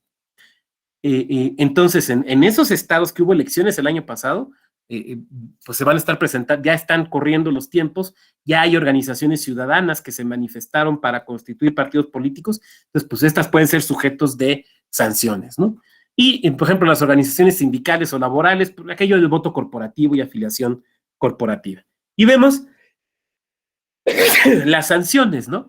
Que la gradación la veríamos la clase próxima, pero que pueden ir desde la amonestación pública hasta la pérdida del registro de una candidatura y desde luego sanciones pecuniarias. Procedimiento ordinario sanción. Habría algunos comentarios sobre esto, pero ya el día de mañana. El primer procedimiento, que es el ordinario sancionador, que es el más antiguo, es el genérico. Así como en materia civil decimos todo nace del juicio ordinario civil, aquí decimos, pues todo nace del procedimiento ordinario sancionador. Este procedimiento, bueno, aquí tenemos básicamente la estructura, ¿no? El INE. El Consejo General conoce de las infracciones y en su caso impone sanciones. O sea, el INE lo resuelve por medio del Consejo General. El Consejo General también puede ordenar el inicio de procedimientos y en su caso también dictar medidas cautelares. La Comisión de Quejas y Denuncias, que es una comisión del INE, del Consejo General del INE, resuelve sobre la adopción de medidas cautelares. De hecho, normalmente quien las dicta es la comisión, pero lo puede hacer también el Consejo General. Por eso lo asentamos de esta manera. Pero normalmente es la comisión. Revisa y valora los proyectos de resolución y turna al Consejo los proyectos de resolución. ¿Quién elabora los proyectos de resolución? La Unidad Técnica de lo Contencioso Electoral, que es una unidad técnica que depende de la Secretaría Ejecutiva del Consejo General. Esta unidad técnica recibe, tramita y sustancia los procedimientos. A ver, aunque la denuncia se presente ante un órgano desconcentrado del INE, una junta distrital, un consejo distrital, una junta distrital, una junta o un consejo local, ante quien este órgano recibe y con quien trabaja es directamente con la unidad técnica de lo contencioso electoral. Esta unidad prepara el proyecto de resolución dentro de la Secretaría Ejecutiva y la remite a la Comisión de Quejas y Denuncias. La Comisión de Quejas y Denuncias no aprueba formalmente o desaprueba el proyecto, sino que lo recibe, lo valora y en su caso puede decir, vuélvelo a hacer con estas adecuaciones, con estos ajustes, o ya está bien y lo pasamos al Consejo General. Digamos entonces que el proyectista, por decirlo de alguna manera, el proyectista sería, digamos, la unidad técnica de lo contencioso.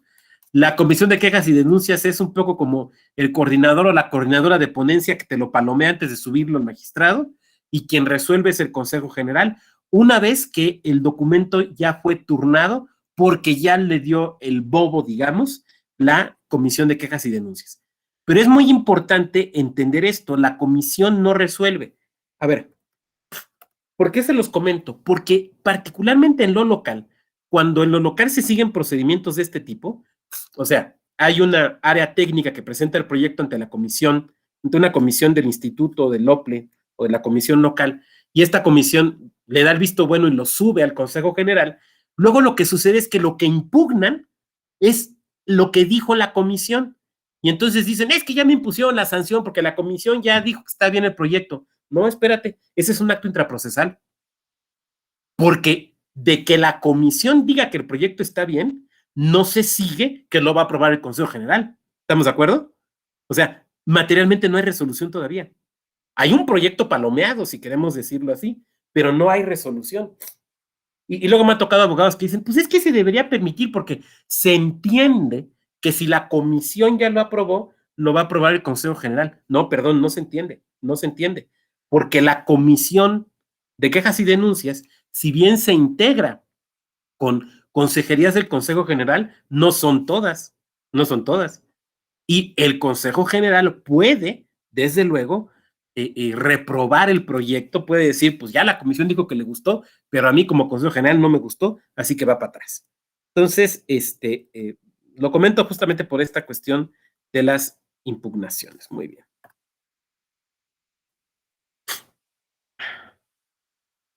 Bueno, los consejos y juntas ejecutivas locales y distritales pueden sustanciar quejas o denuncias o aquellas iniciadas de oficio.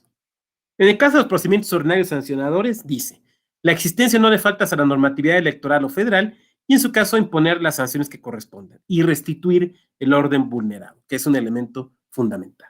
Bien, este es un poco el procedimiento. Cualquier persona puede presentar quejas o denuncias por presuntas violaciones a la normatividad electoral. Recuerden que estamos viendo lo federal, en lo local puede variar. Podrán presentar estas quejas o denuncias por escrito, en forma oral o por medios de comunicación electrónica. ¿Cuáles son los elementos que se requieren?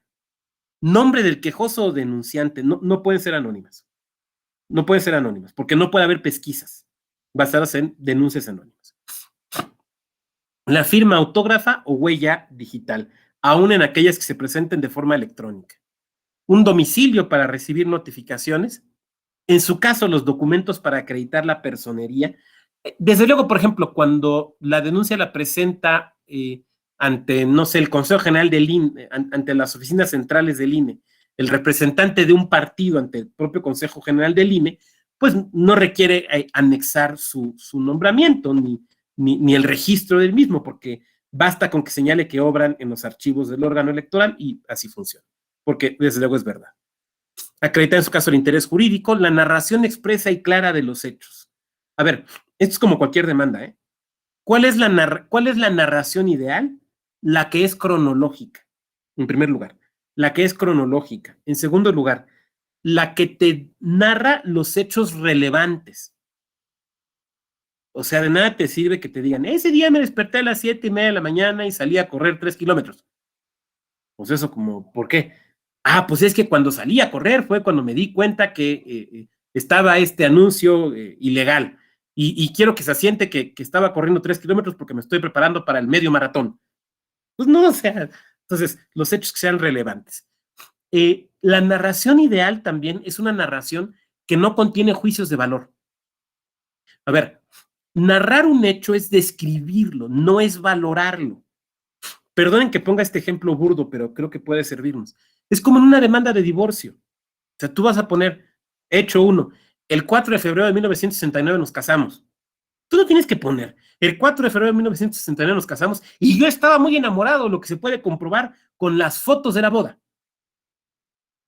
Digo, o sea, a lo mejor emocionalmente es importante, pero para la autoridad ese no es un dato que sea relevante. Entonces, bueno, la narración expresa y clara de los hechos. De ser posible, los preceptos legales o constitucionales que se consideren violados. Desde luego esto es de ser posible, porque ya lo sabemos, es el viejo apotegma romano, ¿no? La judicatura dice, nárrame los hechos que yo te daré el derecho.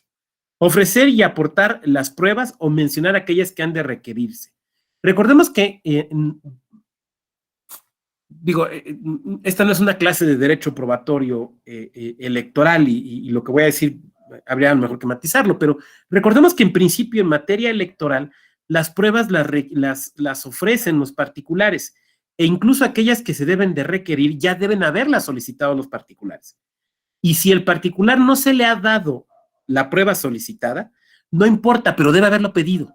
Debe acreditar que lo pidió. Eso es importante. En caso de que se omita algún requerimiento, entonces la unidad técnica debe de prevenir. Alguien de ustedes me dirá, oiga, pero si se presentó en forma oral, pues ¿cómo va a tener estos elementos? Pues es que se presenta en forma oral, pero se desahoga por escrito, ¿no? O sea, va a llegar la persona ante el órgano del INE, por ejemplo, ante una junta distrital, vengo a presentar una denuncia, pues alguien, algún asistente, alguna secretaria, algún secretario, va a tomar nota y le va a ir preguntando, a ver, ¿cuál es su nombre? No, pues es que no quiero decirlo. Bueno, entonces no podemos seguir adelante con la denuncia.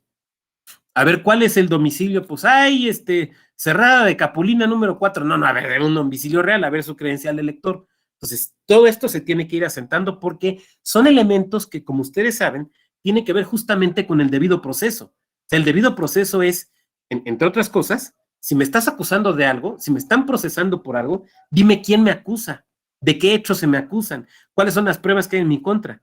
No pueden ser elementos absolutamente reservados. Seguimos con el camino procesal, el íter procesal. El órgano del INE que recibe la queja debe de remitirlo a la unidad técnica de lo contencioso administrativo dentro de 48 horas. La unidad técnica de lo contencioso administrativo procederá a registrarla, informar la presentación de la denuncia ante el Consejo General, revisarla para ver si es necesario hacer algún tipo de prevención o no es necesario, analizarla para determinar su admisión o desechamiento, tiene 5 días para esto, en su caso determinar y solicitar las diligencias necesarias. Por aquello de el principio, la posibilidad de investigación, el principio inquisitivo. Recordemos que el principio dispositivo se manifiesta esencialmente en la denuncia, pero el principio inquisitivo, a partir de la denuncia, es el que va a regir y va a permitirle a la autoridad el desahogo de algún tipo de diligencia o de acto que considere pertinente. Perdón, es que me están llegando mensajes del trabajo. Y en su caso, proponer la admisión de medidas cautelares. Si va a proponer la admisión de medidas cautelares, la unidad técnica no puede decretarlas, sino que, por lo tanto, debe dar vista a la Comisión de Quejas y Denuncias para que resuelva en un plazo corto, un plazo de 24 horas. Perdón, déjenme conecto el aparato. Déjenme conecto porque se está quedando sin pila. Un segundito.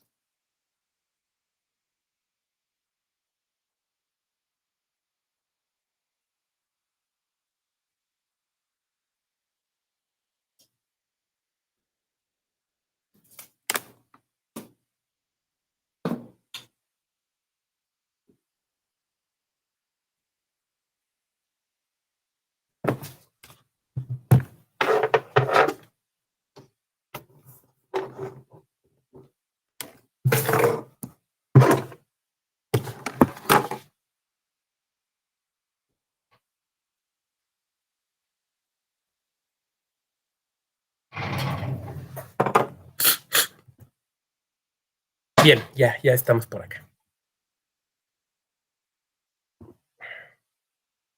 Como pueden ver, los tiempos son absolutamente muy, muy intensos, son muy rápidos. En materia electoral sabemos que esto es así. Muy bien. La unidad técnica de lo contencioso va a realizar, entonces decíamos, varios actos.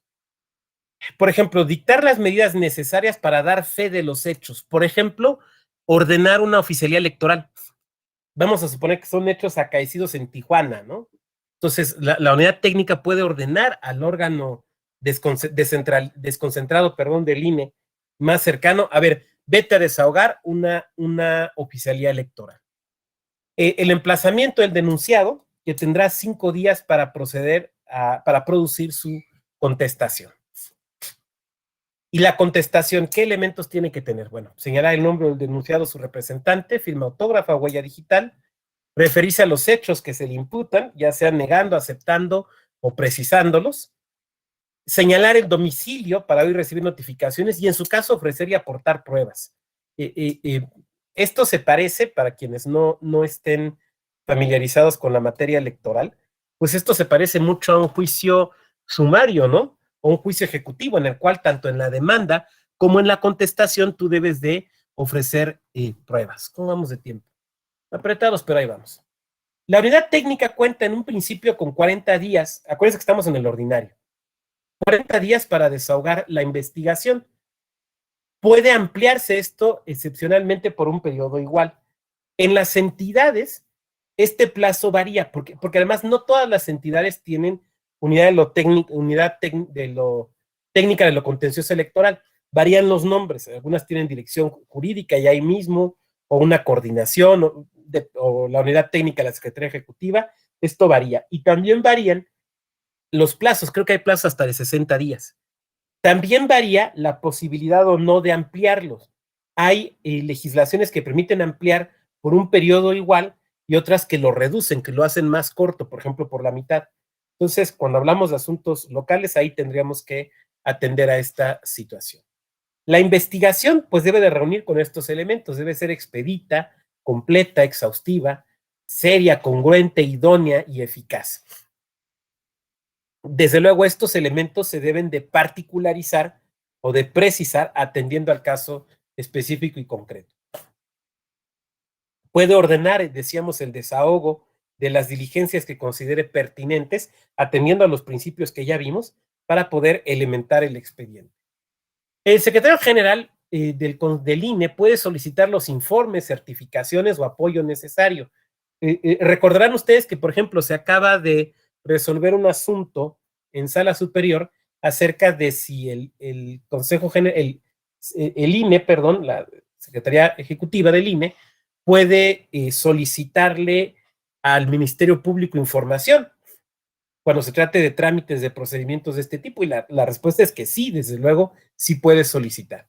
Y puede solicitar también mediante oficio a los órganos desconcentrados del propio INE el desahogo de alguna diligencia que considere pertinente. También en ocasiones pueden, y de hecho lo hacen, solicitar la información al OPLE. En ocasiones le pueden solicitar información al OPLE. Por ejemplo, el caso típico, ¿no? Oye, de tal suceso, ¿se te presentó alguna denuncia? ¿Tienes alguna denuncia? ¿Has desahogado algún acto? ¿Tienes alguna oficialía? Por ejemplo, en ocasiones sucede que la oficialía electoral se solicita al OPLE porque quien solicita la oficialía piensa que el acto anticipado, por poner un ejemplo, se va a realizar respecto a la elección local. Y ya que desahogan la oficialía, ya que están in situ, resulta que sí se presentaron actos presuntivamente anticipados de campaña, pero respecto de campaña federal. Entonces, esa oficialía que desahogó el OPLE va a ser requerida por el INE, porque la denuncia no se va a presentar en el OPLE, se va a presentar en el INE. ¿Y tiene fe pública? Pues sí tiene, desde luego, fe pública. Transcurrido el plazo, los plazos que ya veíamos de los 40 días y en su caso una prórroga de los mismos, se debe elaborar el proyecto de resolución en un máximo de 10 días, que puede ampliarse. Este proyecto se remite a la Comisión de Quejas y Denuncias para que esta comisión sesione también en un breve término, y la comisión puede hacer básicamente dos cosas: aprobarlo, y entonces se turna al Consejo General, o devolverlo a la unidad técnica con una serie de observaciones para que reelabore el proyecto y vuelva a presentar. Y por último, se presenta ante el Consejo General y el Consejo General, en su caso, lo aprueba o lo rechaza.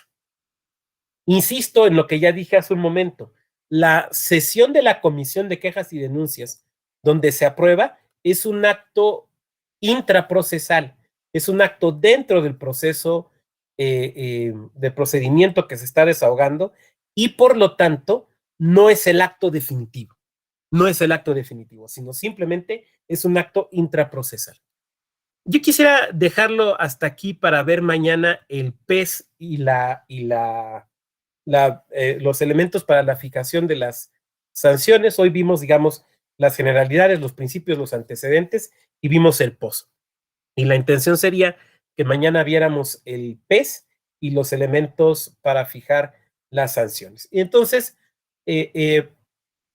para abrir ahorita estos minutos a preguntas, comentarios, reflexiones, incluso experiencias, anécdotas que ustedes nos quieran compartir. Solo les pediría que fueran levantando la manita y yo daría el orden de la palabra. Tenemos a Jaime, 2 más para que tengamos 3 en una primera ronda. 2 manitas más. Por ejemplo, de lo que nos pusieron en el chat, pues es el momento para la pregunta. Janet, por ahí tenías una duda, sería también el momento. Entonces, levántame aquí la manita virtual también, por favor. Ya tenemos 2, una más para tener 3. Soy como los vendedores de cobijas, ¿no? Y otra más, y otra más, y una más, y échale otra. Una más, una manita más. Bueno, vamos con estas 2. Jaime, adelante. Sí, va relacionado con el tema de las sanciones, ¿no? Ya habíamos visto que pues son principios muy parecidos porque pues es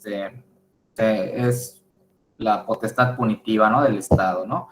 Vemos que pues las sanciones son pecuniarias en este caso o pérdida de registro, ¿no? Lo más grave podría decirse, ¿no?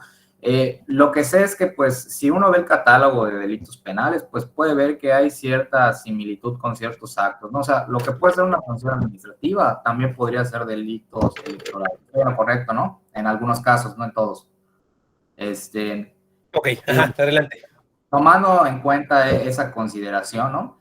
En el supuesto que tú acredites lo que viene siendo la falta administrativa, que también está dentro del catálogo de delitos electorales, aunque son 2 autoridades diferentes, porque pues sé que delitos ya es un juez de control, ya es materia penal. Si queda firme la resolución administrativa, y se comprueba efectivamente que esa sanción administrativa, que también es un delito, sé que le dan vista a lo que viene siendo al Ministerio Público en delitos electorales, ¿no? Luego, entonces, técnicamente ya tendrías casi acreditado el delito, o sea, lo que vendría después es promover tu juicio penal para que, además de que tú tengas tu sanción administrativa, ahora voy por la pena, que en este caso puede ser cárcel o más multas, pero ya del lado penal. Es cuanto de mi duda. Y pregunta, si en su experiencia ha visto que se materialice este tipo de cuestión. Es cuanto de mi duda. Gracias. Bueno, dice, adelante, Martín. Bueno, desde luego, a ver, mucho depende en el momento en que te des cuenta, ¿no? Hay veces que se presenta por ejemplo, se presenta la denuncia penal y se presenta también la queja en el órgano electoral. Hay veces que el órgano electoral no se entera de que se presentó una denuncia, ¿no? Hay veces que te enteras porque el Ministerio Público te solicita información. Oye, de tal cosa, mándame tal información. Hay casos típicos, ¿no? No sé, la lista nominal, si fulano está, o si determinada persona está registrada como representante de un partido político ante un órgano electoral, si hay una oficialía respecto de tal hecho acaecido en tal lugar a tal día, ¿no? Pero hay veces que no te enteras. Otra es cuando la propia autoridad se da cuenta, la autoridad electoral en el trámite se da cuenta de la posible comisión de un ilícito y entonces, pues, desde ese momento se puede dar vista al Ministerio Público. En otras ocasiones es con el dictado de la resolución. Se dicta la resolución en materia administrativa electoral y ahí se ordena la vista al Ministerio Público. Ahora, esta vista, y esto es importante observarlo, esta vista no prejuzga, o sea, no establece que el delito se cometió, incluso aunque la conducta se tenga por acreditada. Se tiene por acreditada para efectos de la sanción administrativa, pero no está acreditada todavía para efectos penales. Claro, desde luego, hay ¿cómo decirlo? una especie de presunción a favor de que se cometió la conducta, porque ya tienes una serie de elementos probatorios, ¿no? Como por ejemplo una oficialía electoral, por hablar de algunos de los elementos probatorios que fueran más consistentes.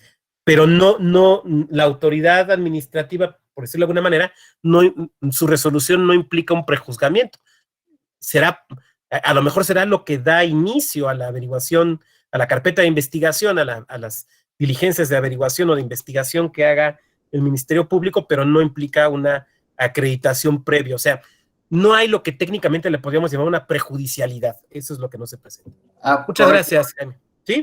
Sí, nada más para ver si concatené bien la idea. Entonces, son dos procedimientos totalmente distintos. Inclusive, si se da una vista, aunque yo haya presentado mi denuncia administrativa, la prescripción sigue corriendo, ¿no? Yo entiendo que sí. Yo igual, yo sí lo interpreto. Entonces, lo recomendable, lo idóneo sería presentar, si lo que se pretende es hacer una imputación por un delito electoral, lo idóneo sería presentar al mismo tiempo los dos procedimientos y cada quien con sus reglas penales ir integrando sus pruebas, ¿no? Si yo acredito lo penal, no necesariamente acredito lo administrativo. Si yo acredito lo administrativo, no necesariamente quiere decir que acredite lo penal. Por esa razón, por ejemplo, Jaime, cuando viene la jornada electoral, algunos institutos electorales tienen la costumbre de coordinarse con las fiscalías electorales.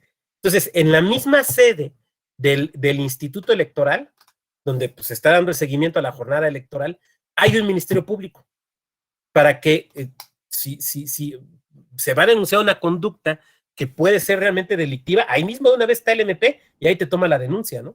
Justamente para esos elementos. Es interesante porque allá sí puedo jugar con más pruebas, allá sí puedo llevar mis testigos, allá puedo, o sea, en materia penal tengo entendido que aplican las mismas reglas porque ya es un procedimiento totalmente penal, solo es el delito, ¿no? Pero el procedimiento es 100% penal. Es cuanto de mi participación. Es correcto. Gracias, Jaime. Adelante, Janet. Adelante. Gracias, profesor. Yo preguntaba, ¿en qué se parecen este procedimiento, por ejemplo, el PES? ¿Cómo va ligado con la Ley General de Responsabilidades Administrativas cuando se trata, por ejemplo, de faltas realizadas por algún vocal en la cuestión administrativa? Y que me conteste eso y avanzamos. Gracias. Bueno, dependería de la naturaleza de la falta. Si es una falta que tiene que ver con algunas de las enlistadas en la LEGIPE, por ejemplo, ¿no? Rápidamente voy a pensar una, ¿no? Abrir un paquete electoral sin que haya causa para abrirlo, ¿no? Que esa es una típica. Bueno, pues entonces se va a tener que tramitar, se tendría que tramitar conforme la legislación electoral. Si es una falta netamente administrativa, no sé, voy a pensar, el indebido resguardo de los comprobantes de los vehículos, por ejemplo, de la gasolina, ¿no? Pues entonces se tramitaría por el lado de la responsabilidad. Esa sería la respuesta, Janet. Gracias. Violencia política en razón de género. Cuando se hace de la denuncia, aplica el PES y esta denuncia, usted decía algo que tenía que ser muy rápido, que toda esta parte tenía que ser la autoridad investigadora tenía que hacerlo muy rápido, sustanciarse rápido y todo. Cuando fue el asunto de la pandemia más fuerte el año pasado, ¿cómo quedó esto desde su punto de vista, profesor? ¿Cómo se operó? Bueno, en el caso del PES por violencia política de género lo vamos a ver el día de mañana, pero puedo avanzar en la respuesta. Lo que yo diría es que el criterio que fijó el Tribunal Electoral, la Sala Superior, es que si bien estábamos en una circunstancia de pandemia, eso no implicaba que se suspendiera la justicia electoral. Y fue por referencia a un tribunal local que pues, suspendió digamos, el trabajo presencial, pero terminó suspendiendo todo, ¿no?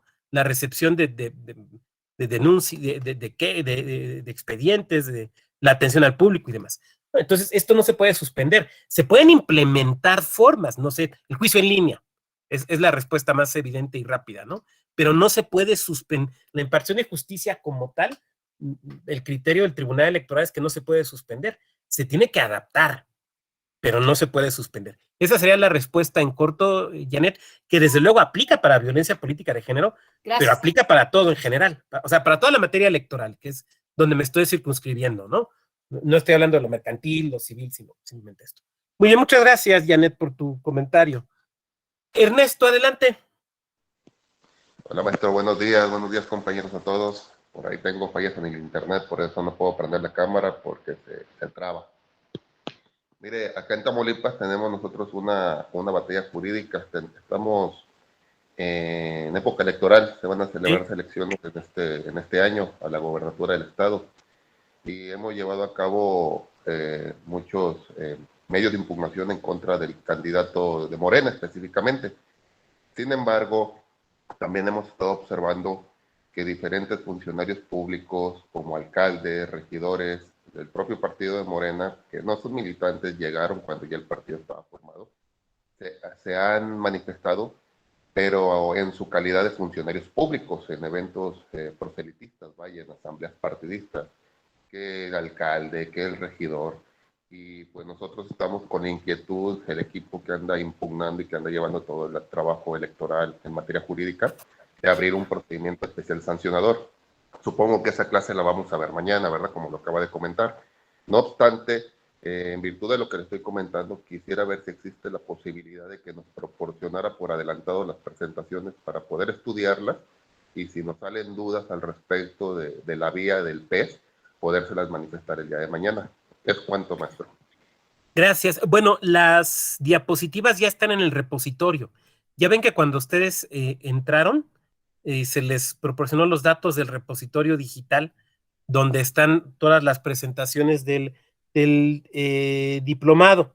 Entonces, ahí las van a encontrar. La verdad es que si me pides exactamente cuál es, ahora sí que la dirección electrónica, la verdad es que no me lo sé, pero te pediría que nos escribieras a la escuela judicial, al mismo correo con el que donde te inscribiste, y ahí te van a indicar directamente cuál es el dato del repositorio, porque, insisto, la verdad es que yo no lo tengo. Sé que es en la página de la escuela, pero la verdad es que la dirección específica y concreta no me la sé.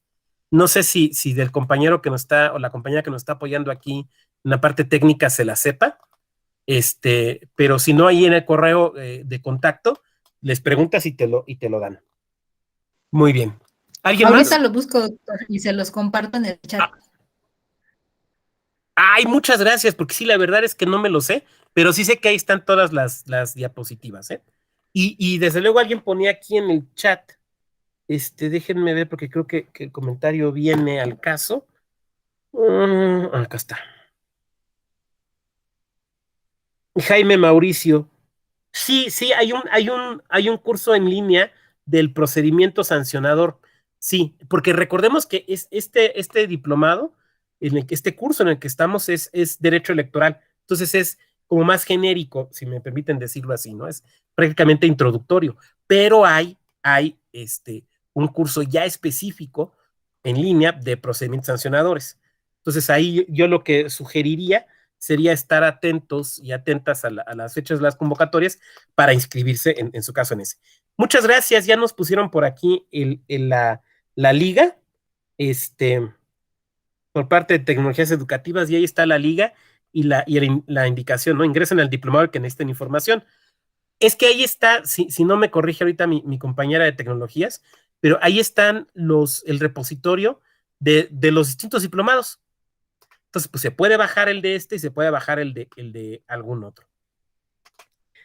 Muy bien, Ernesto, adelante, te escuchamos.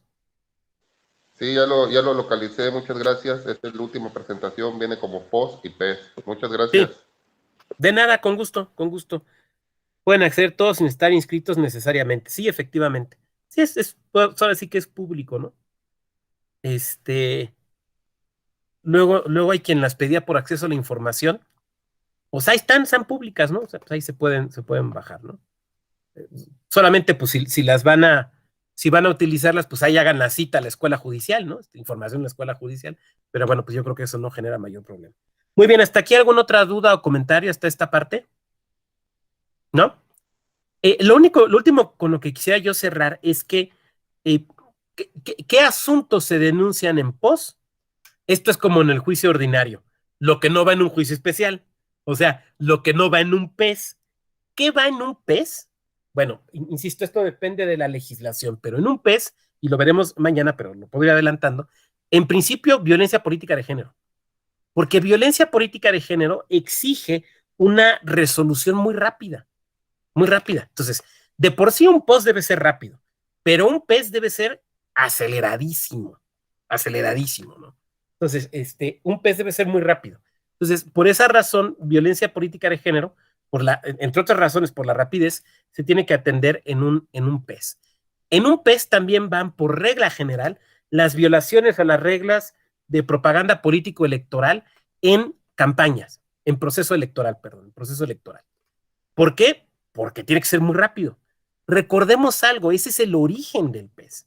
El origen del PES es cómo conseguimos atender situaciones que se están dando en propaganda político-electoral de manera casi instantánea para evitar que tengan un efecto en el ánimo de las y los votantes.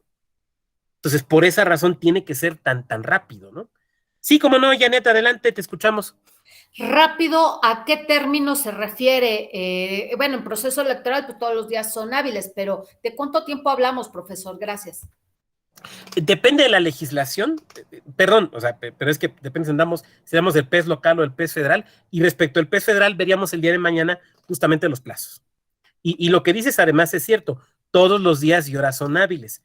A ver, también esto amerita una precisión. A ver, la frase correcta es, en proceso electoral, todos los días y horas son hábiles para cuestiones vinculadas con el proceso electoral. Cuestiones vinculadas con el proceso electoral. Para cuestiones electorales que no tienen que ver con la elección en curso, sí hay días y horas hábiles. Por ejemplo, cuestiones de educación cívica, por poner un ejemplo, ¿no? Que no estén vinculadas con promoción del voto. Pero para efecto de un PES, sí, todos los días y horas son hábiles. Bueno, pues estamos terminando en tiempo. El día de mañana, insisto, veríamos el PES y la fijación de, ¿cómo se llama? De elementos de la fijación de la pena o de la sanción. Les agradezco mucho a todas y a todos su presencia puntual y nos saludamos el día de mañana. Que tengan buen día. Muchas gracias. Gracias, profesor. Nos vemos mañana. Hasta luego. Hasta luego. Gracias. Hasta luego. Buen día a todos y todas. Gracias. Gracias, buen día a todos. Gracias. Gracias, buen día. Hasta luego.